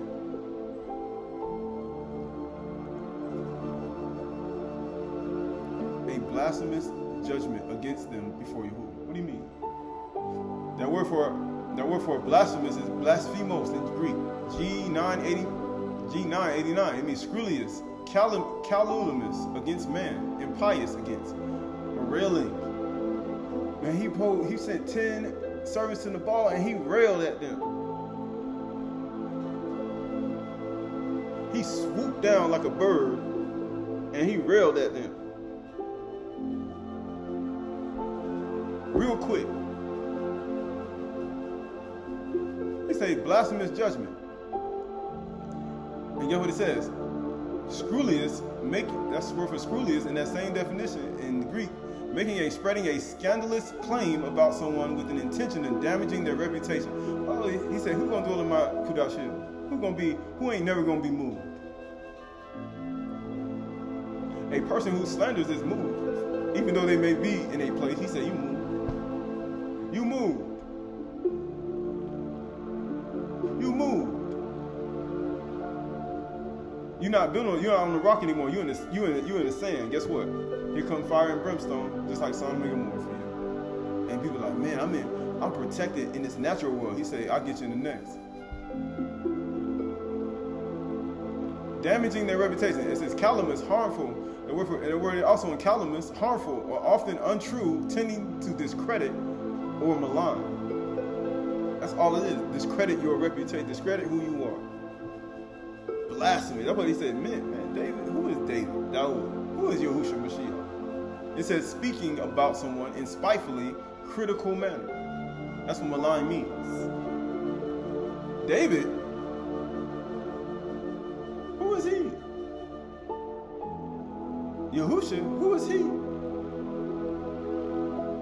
And you know what it says? Impious means what? In there? Not having respect or reverence, especially for a God, a Elohim, or of a respect, a person or act. It says wicked.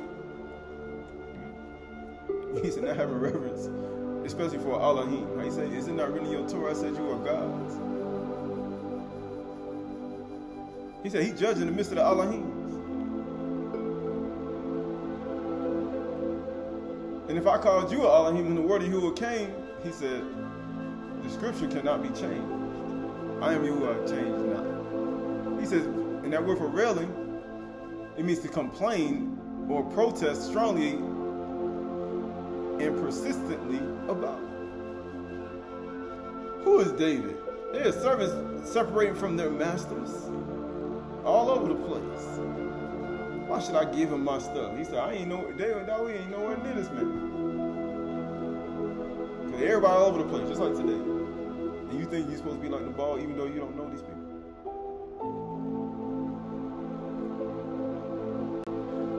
Verse 10, it says right here, they say that word for, if you talking about blasphemous, right?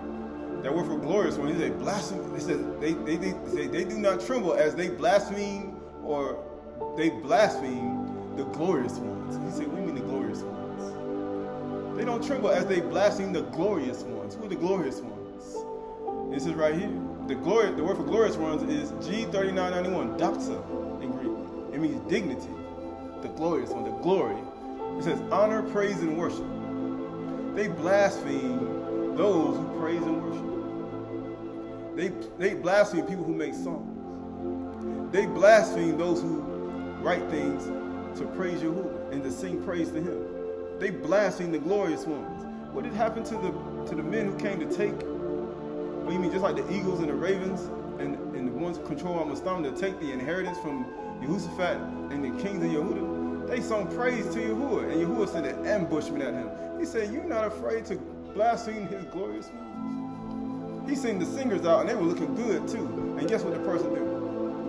He swooped down and started automatically blaspheming his kabod, his glorious ones, when all they doing is giving praise to Yahuwah.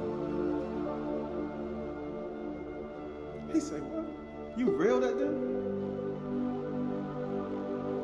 You blaspheme, you slander them, you trying to discredit them, you trying to say something about them that's not true? Yahuwah's like, he said, will Sodom and Gomorrah not repent and Yahuwah will turn away his wrath from them? He said, you gotta repent, or he's gonna burn you up just like Sodom and Gomorrah. He said, you blaspheme people who praise and worship Yahuwah?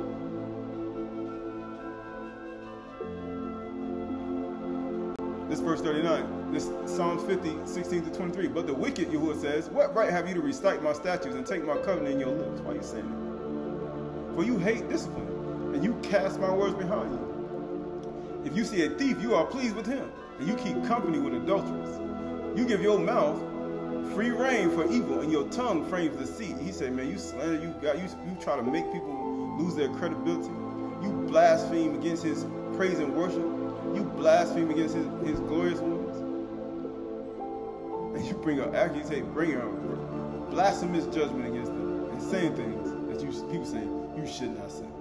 Verse 19 says, you give your mouth free rein and your tongue frame deceit. You sit and speak against your brother. He said, you sit down and you speak against your brother. You slander your own mother's son. Yahushua above is free, and she the mother of us all. And it's not moving, it's coming. Yahushua coming. Verse 24, these things you have done. He said, I didn't do it. And he said, you hear the words of this curse. And according to Deuteronomy 29, you could rock yourself in your heart. He said, I have been silent. And you thought I was one like yourself? He said, you thought I'd do that? But now I rebuke you, and I lay charge before you. Mark this, you who forget Yahuwah. You know why? Because Satan and his ravens came down, and they took the seed right out of your mind. Lest I tear you apart, that's what happened. You forgot. And there be none to deliver. He said, ain't gonna be nobody to help you again. He said, in the present time, I helped you. He said, when the disease, famine, pestilence, earthquakes, and all these things took place in the earth, Yahuwah said, I succor you and I helped you. Matter of fact, I immersed you in my love.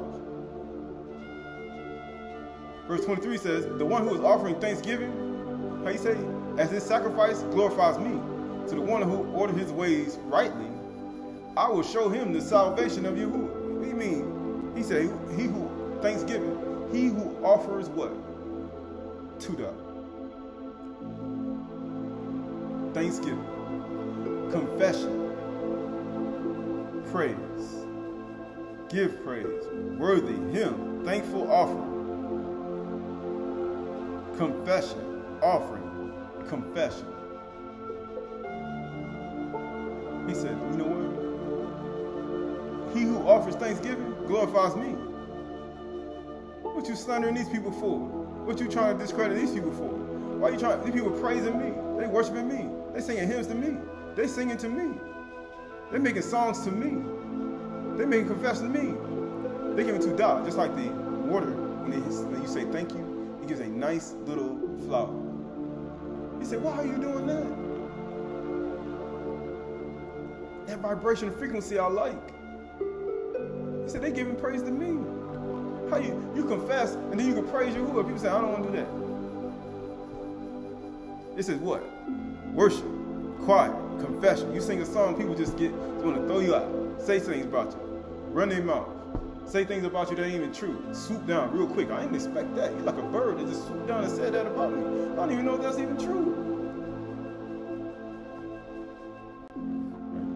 This is Sirach 10, 21 through 24. The fear of Yahuwah goeth before obtaining of authority. People saying, you what? You gotta fear Yahuwah first before you get authority. People say, oh yeah, the authority.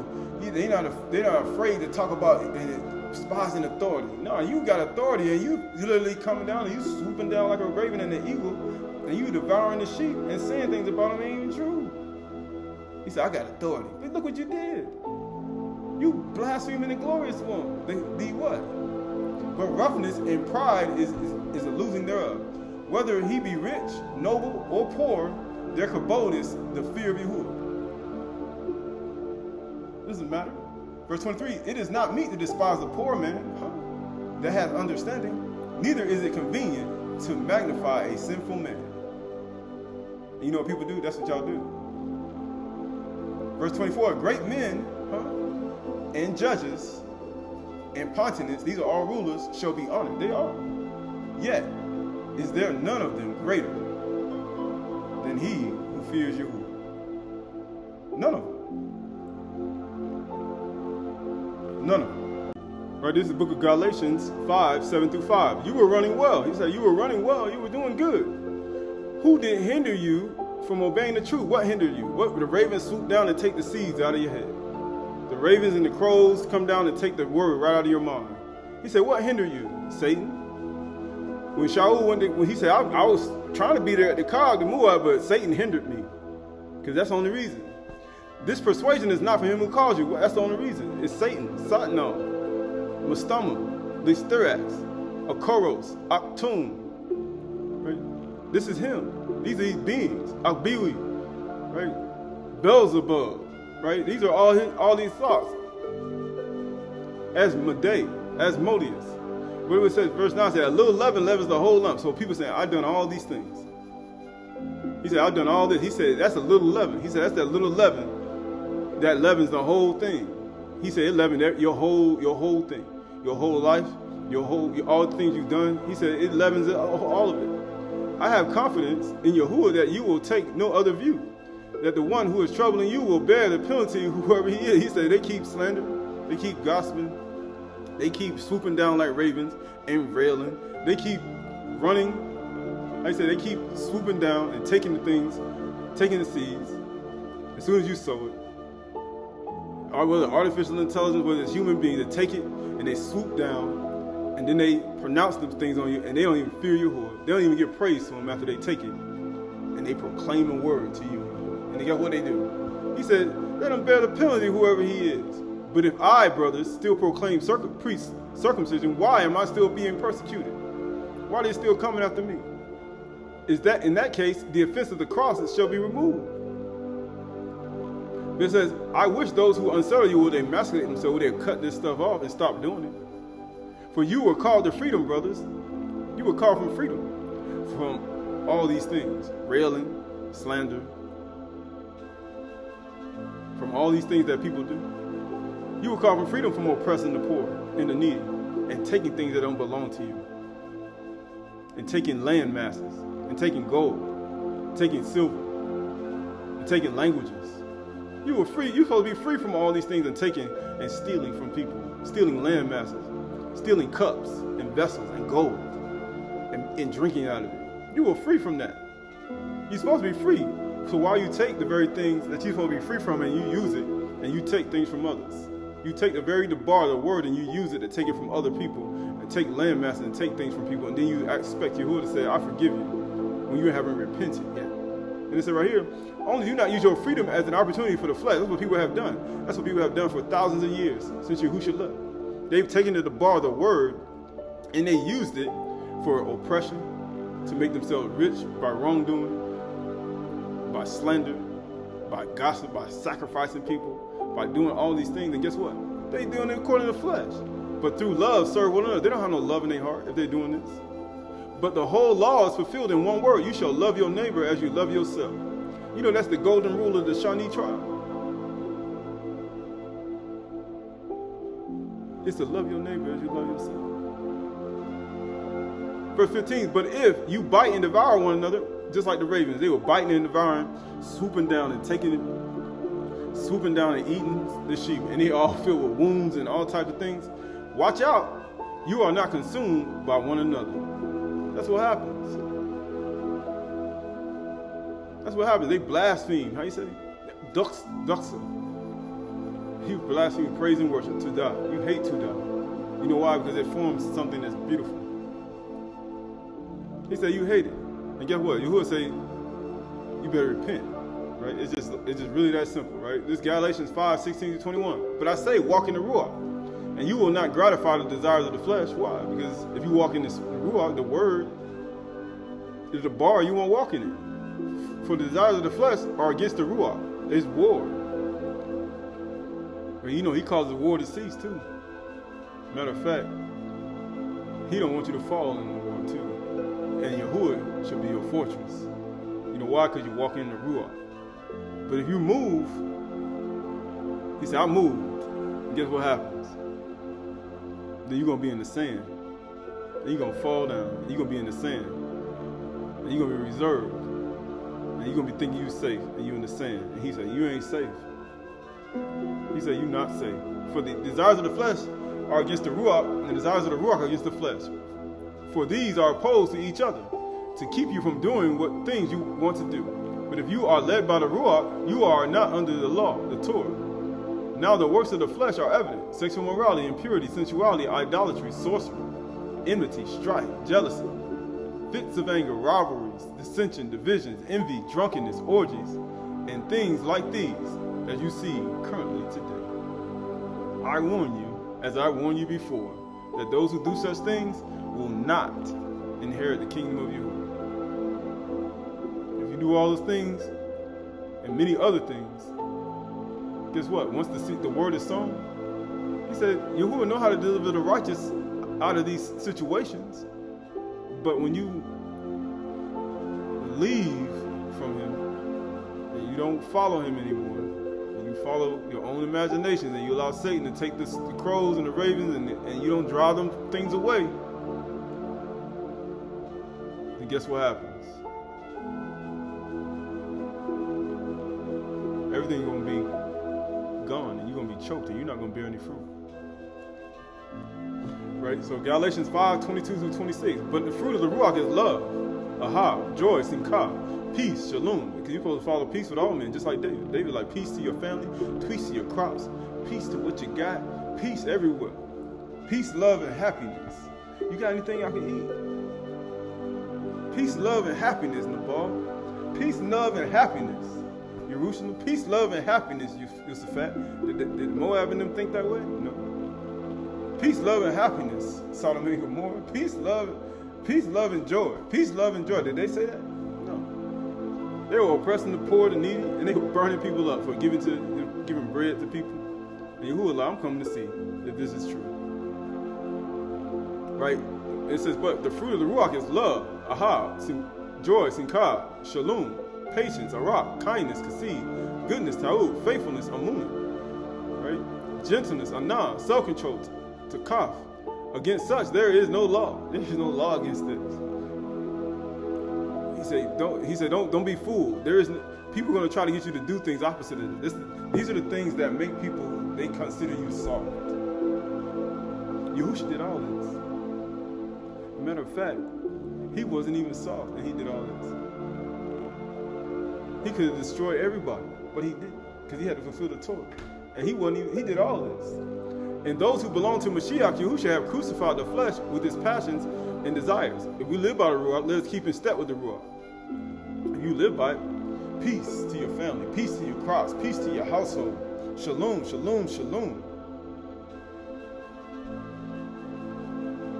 Hey man, I'm walking by the Ruach.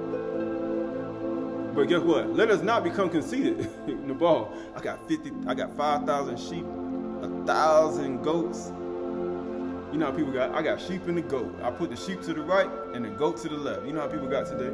They got thousands and thousands of people. The things that they claim they got. And guess what? They feasting and joy, but he's like, you got anything for me?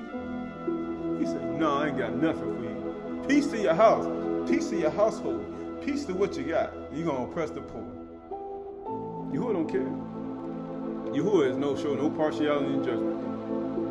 And he said, even though you got judges, rulers, and all these things, he said, Yahuwah, those who fear Yahuwah are greater than you. You know what he says? Provoking one another. Guess what they did? He's provoking people. He said, you provoked Yahuwah by burning up that woman when she giving bread to the poor.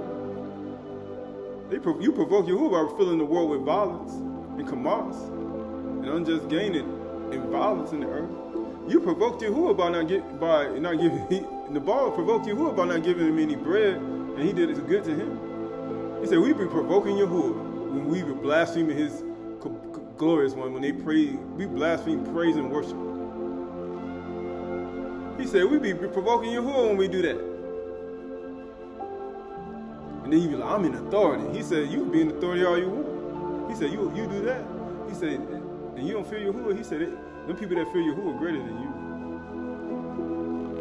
He said, provoking one another, and what? Envying one another.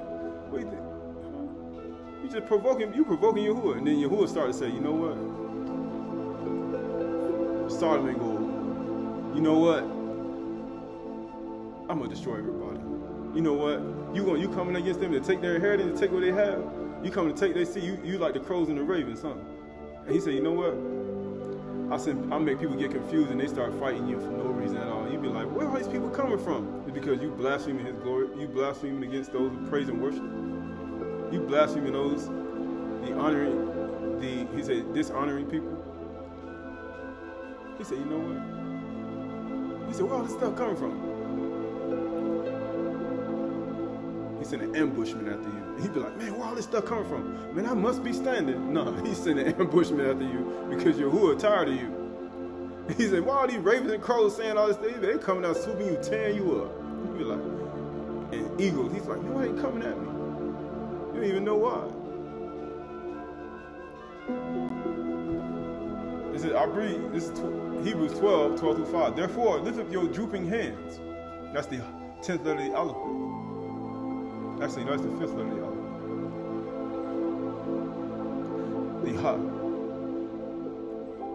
Behold, revealed light. And strengthen your weak knees.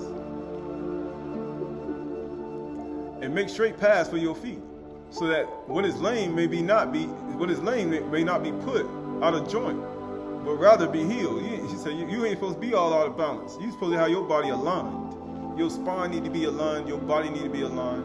He said, you need to stretch, do something. Stretch out your mind, stretch out your thoughts, stretch out your body. Your stuff need to be aligned. Strive for peace with everyone. What do you think David was doing? Peace to your house, peace to your life, peace to your family. Shalom, shalom, shalom. They were a mighty warrior. His men were like a bear robbed of his cubs, but not even knowing that he was like, peace, peace, shalom, shalom, shalom. Man, I ain't trying to fight with y'all. I'm a peaceful guy. He said, Yahushua, I'm a very peace. I'm the prince. I'm the ruler. I'm the Nagid. I'm the prince of peace. Strive for peace with everybody. And for the Kudash, without which no one will see Yahuwah. He said, you ain't going to see him in peace. See that no one fails to obtain the Khan of Yahuwah, that no root of bitterness spring up and cause trouble. And by it many are become defiled. He said, man, you cause everybody else to be defiled. He said, you start blaspheming and saying things. People hear you, and then guess what? They repeat what you say. You know, because children repeat what you say. How do you think Yahushua, how do you think they knew? Yahushua said, how do you think they knew your speech betrayed you? Because people repeat what you say. He said, how you knew that? Because I heard it from somebody.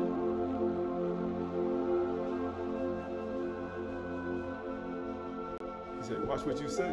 Right? 1 Timothy 6, 3-10. If anyone teaches a different doctrine and does not agree with sound words by our Dam Mashiach Yahushua, and teaching that accords with righteousness, he is puffed up. That's all it is. Conceit and understands nothing. He has an unhealthy craving for controversy and quarreling about with words. He loved to blaspheme. He loved to say things. He loved to say things about people.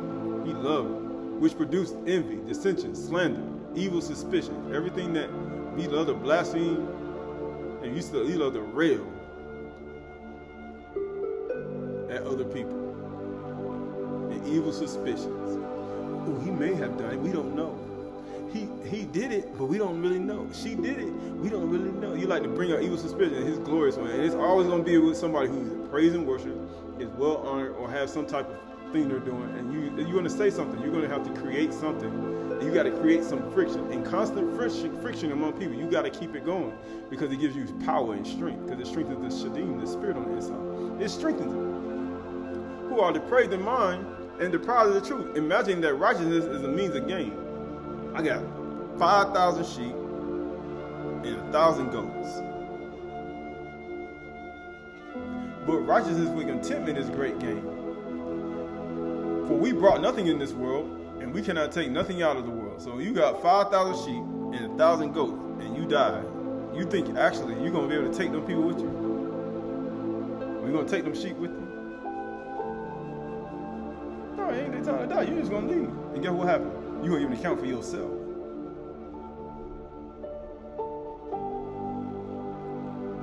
Verse 8 says, but if we have food and clothing, with these we will be content. That's why you think you got to be content, even if you're rich. Even if you're rich. But those who desire to be rich fall into temptation. That's why you need to just be content with food and clothing. Survival. Into a snare. Into many senseless and harmful desires that plunge people into ruin and destruction. Why? The same thing that happened to all those people is because they were rich and they were oppressing people and the poor people. Sodom and Gomorrah was rich. The people during the time of Noah, they were getting unjust gain. They were rich. The people that were coming against Jehoshaphat, they were rich. Moabite, they were rich. The people had things. Nabal was rich. You'd be content with food and clothing. Because if you ain't gonna be able to give to the poor if you ain't content with food and clothing. Because when you get rich, you're supposed to think on poverty.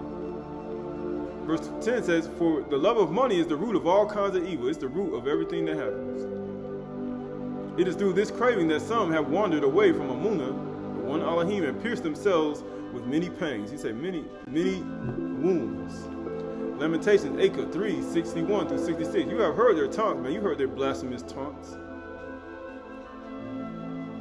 He says, He said, Yahuwah, all their plots against me. He said, you already heard it. Their lips and thoughts of my assailants are against me all the day long.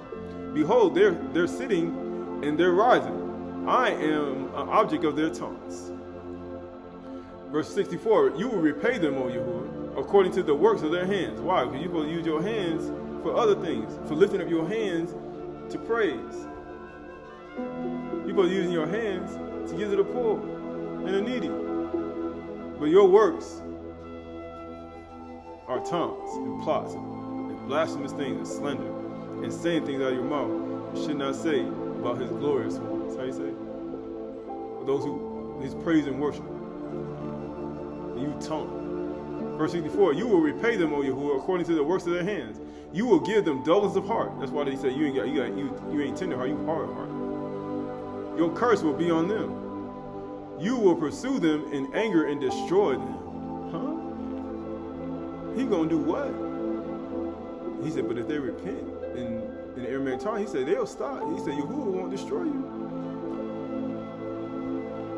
You will destroy them from under your Shamaim, O Yahuwah. He said, people have no idea. He said, you gonna sit and speak against your brother or sister. He said, you slander your own mother's son. He said, who gives praise to me, to doubt of me? They talking about, they glorifying me. You ain't stopping that. I love that flower. I like that two-dot. I like that. I like that beautiful look. I like how it looks. What are you doing? Right, the word for plots is, he said, makashma. He said, I heard your thoughts and your devices, your intentions, and everything about it, what you were getting ready to do. And I came to stop you in your tracks. That word for their taunts is magina. It means their mockings. They're derisive songs. He said, you know, people make songs. He said, I got a battle. I'm going to battle with this guy. And they be making songs about each other. They be slandering each other in the songs and saying things in the songs that ain't even true. And people be like, what? You would be thinking about that? And then you be slandering people in your songs and saying things about somebody who's righteous. And they be like, man, Yahuwah's looking at me. Like Yahuwah hear your divisive song. He hear your plots. He hear your mockings out of your mouth. And he hear your songs that you sing and you rap about somebody else that ain't even true, that you can't even prove. And you slandering them. And then guess what happens? Then Yahuwah burning hot against you. And you be like, why all these things happen to me? Because you ain't giving praise to me. He said, you giving praise to your slander and your hatred and your gossip and all the things you do. This Songs of Solomon 12, 1-6. Yahuwah saved my soul from the criminal and the wicked man or woman, from the criminal and the slandering tongue that speak lies and deceit, the one who blasphemes his glorious one. The words of the wicked man's tongue are twisted in so many ways. They are a fire among people who scorches its beauty. That's all it does. He visits homes with a false tongue and cuts down trees of joy. He does what? He cut down trees of joy. You cut down praise and worship. People who got joyful songs and joyful heart. He said you blaspheme his glorious ones. You like the birds who steal the fruit out of the tree. That Abraham, during the time of Abraham, when he was born in Mastama. Inflaming criminals by slander. You inflaming other people, these other people. You say something and then other criminals get it. The other people who like to slander, and you incite homes to fight, and everybody start fighting. Verse 4 says, may Elohim remove the lips of the criminals in confusion, far from the innocent. Because he liked those who pray. He like, hold up. How you say? Shoot. And may the bones of the slanderers be scattered, far from those who fear Yahuwah. And people saying, why he scattered everybody? Far from those who what? Who fear Yahuwah, because they greater. The people who fear Yahuwah are greater than a judge. They're greater than a pontiff, a ruler. He said those who fear Yahuwah are greater than them, because it be the rulers and the judges who be slandering people and saying all these things about the glorious ones, about those who praise and worship and all these things. He said it'd be you.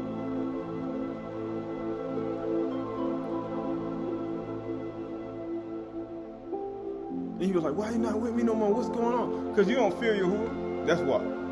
So Yahuwah said, I'm going to scatter all you. I'm going to scatter all the people that used to be with you. I'm going to take them away. Verse 5, may Yahuwah protect the quiet person who hates injustice, who hates partiality and judgment. May Yahuwah guide the person who lives peaceably at home. Because you're supposed to follow peace with all men. Peace to your house. David was like, peace to your house. Peace to your crops. Matter of fact, peace to your cattle. Peace to your household, your wife. Peace to your children. Peace to everything you got. You got anything for me? Man, I ain't got nothing. He was trying to speak peace in his home, but he wouldn't take it. He sowed the seed of peace, and he ain't want to take the peace. The ball was like, who is Yahuwah? Who is David? Who is he? He railed at him. He said, man, you ain't afraid to blaspheme these glorious ones. David was a poor man, and he was helping you out. And he was a man of honor. And guess what? He was helping you out. He was a poor man. And you was like, who is he? He was a chief needy. And that's what the rich do today. The rich do this. Verse 6, may salvation of Yahuwah be upon Yasharal, his servant, forever. It's always going to be like that. The 12 tribes and those who what? Who attach themselves, and he said, you must give their inheritance to the stranger. May the wicked perish once and for all before Yahuwah. And may Yahuwah's devout inherit Yahuwah's promise. He said, that's the inheritance. He said, we're going to dwell in my tabernacle. We're going to bow to my Kudashim. This is a Nazarene action of Shalakim. Suggestions of the old devil, Satan, the ancient serpent, because he's been here longer than us. It says right here, above all, therefore you must understand the deception of the old serpent, and his cunning suggestions who deceives you at means by prudence, as by sort of reasons creeps to your senses and deceiving you a great gain. Why? He creeps to your senses, your eyes, your ears, your nose, your mouth, your right ear. He's supposed to have a big gate on the side. And he said, I'm coming in. He's gonna deceive you a great gain. He's gonna take your seed. He come in, you know he like King Nebuchadnezzar and his servants. You gonna show him everything you got. He's gonna take everything you got. He's gonna take your inheritance. Therefore, he enunciates in your mind opinions of Elohim. He puts in your mind opinions of Elohim and whatsoever kind, just like Cain. Just like Luke came with an opinion in his mind of what he needed to do. He said he puts opinions in your mind. And what he do? And whatsoever kinds, only that your sin may be his comfort. He's like, your delay may be his comfort. Because he's trying to destroy. It's going to be your comfort. You know how the people gave up when the ravens came and took all the seeds during the time of Abraham and Sudapugah? They gave up. They gave up. They became comfortable with Satan oppressing them. They became uncomfortable with Satan doing it, but they ain't do what Abraham did and drive away the ravens. They ain't do what King Yehoshaphat did when they come to steal your inheritance. They ain't praise and give thanks to Yahuwah. They gave up. And Abraham had to rose. You know, Abraham was in a moon, and he rose up and he drove away the ravens all day long. He drove away the birds from stealing the seed, so they didn't get plowed in the ground. For his immorality was condemned from the beginning to eat dust. For that he caused to be again resolved to the dust, the Adama, him who had been taken from the dust, because he was taken from the Adama, the red man. Strength in the blood, made from the red clay. He said, you know what?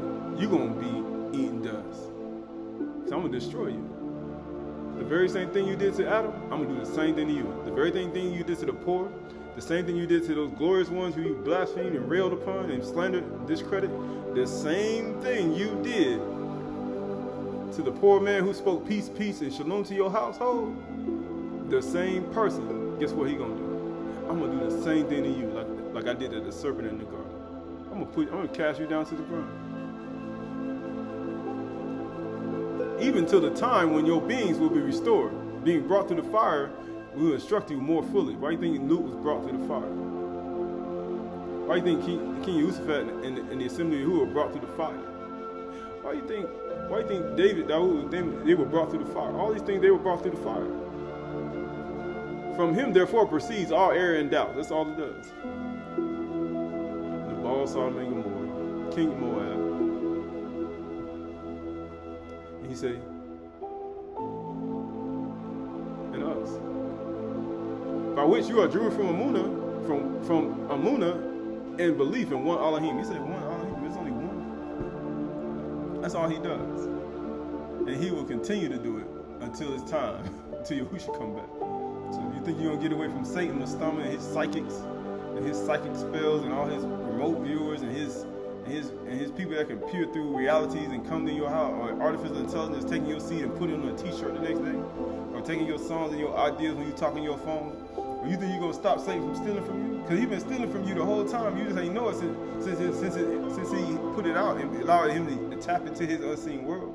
He just take everything you got. You be like, man, where'd that come from? He took your slogans, he took your thoughts, he took your money, he took your land, he took your gold, he took your silver, he took your language, he took your health, he poisoned your food, he take your life. That's what he's been doing. He said, I don't want you to fall in this war, because you're at war.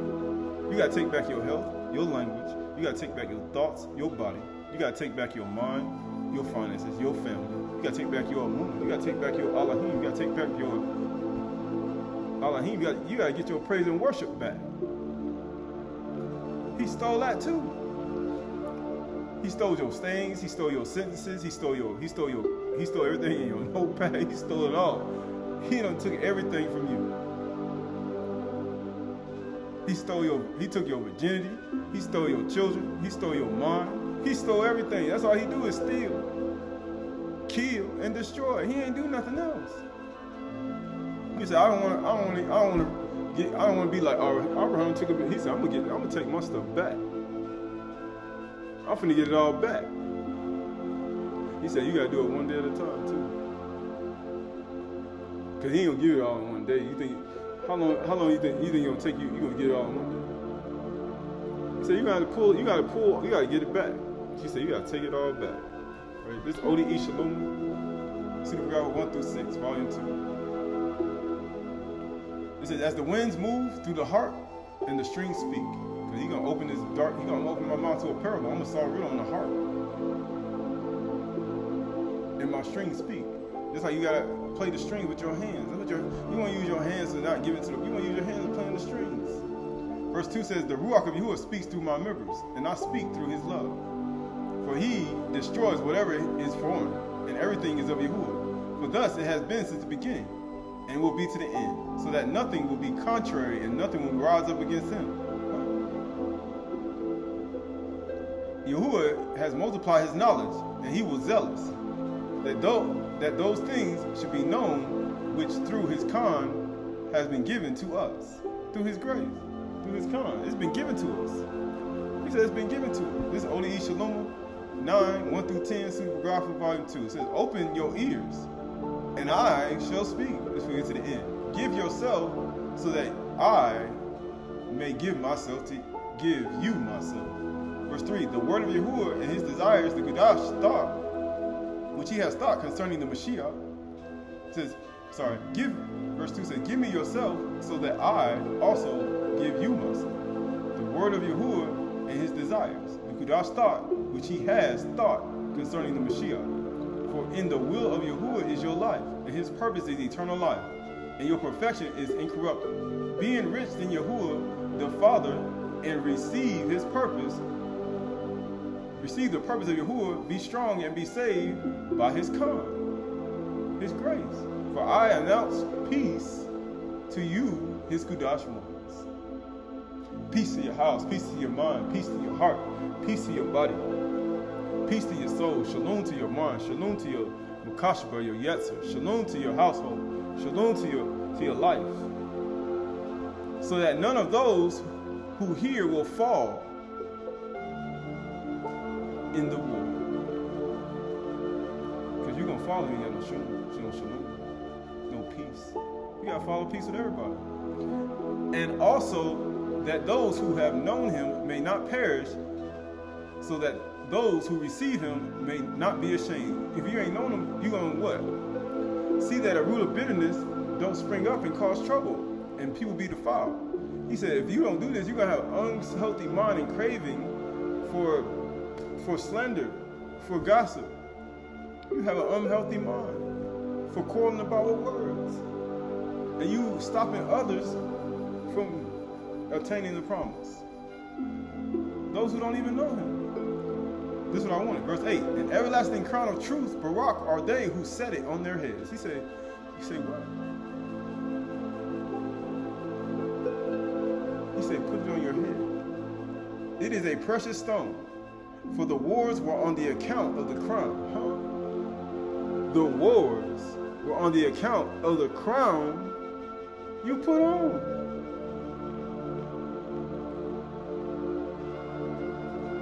He said, that's the only reason you got the wars. Why do you think they come and take your inheritance? Why do you think they coming to war? Why do you think they coming at you? Because you got a crown on your head. Because you reached the pinnacle of your consciousness.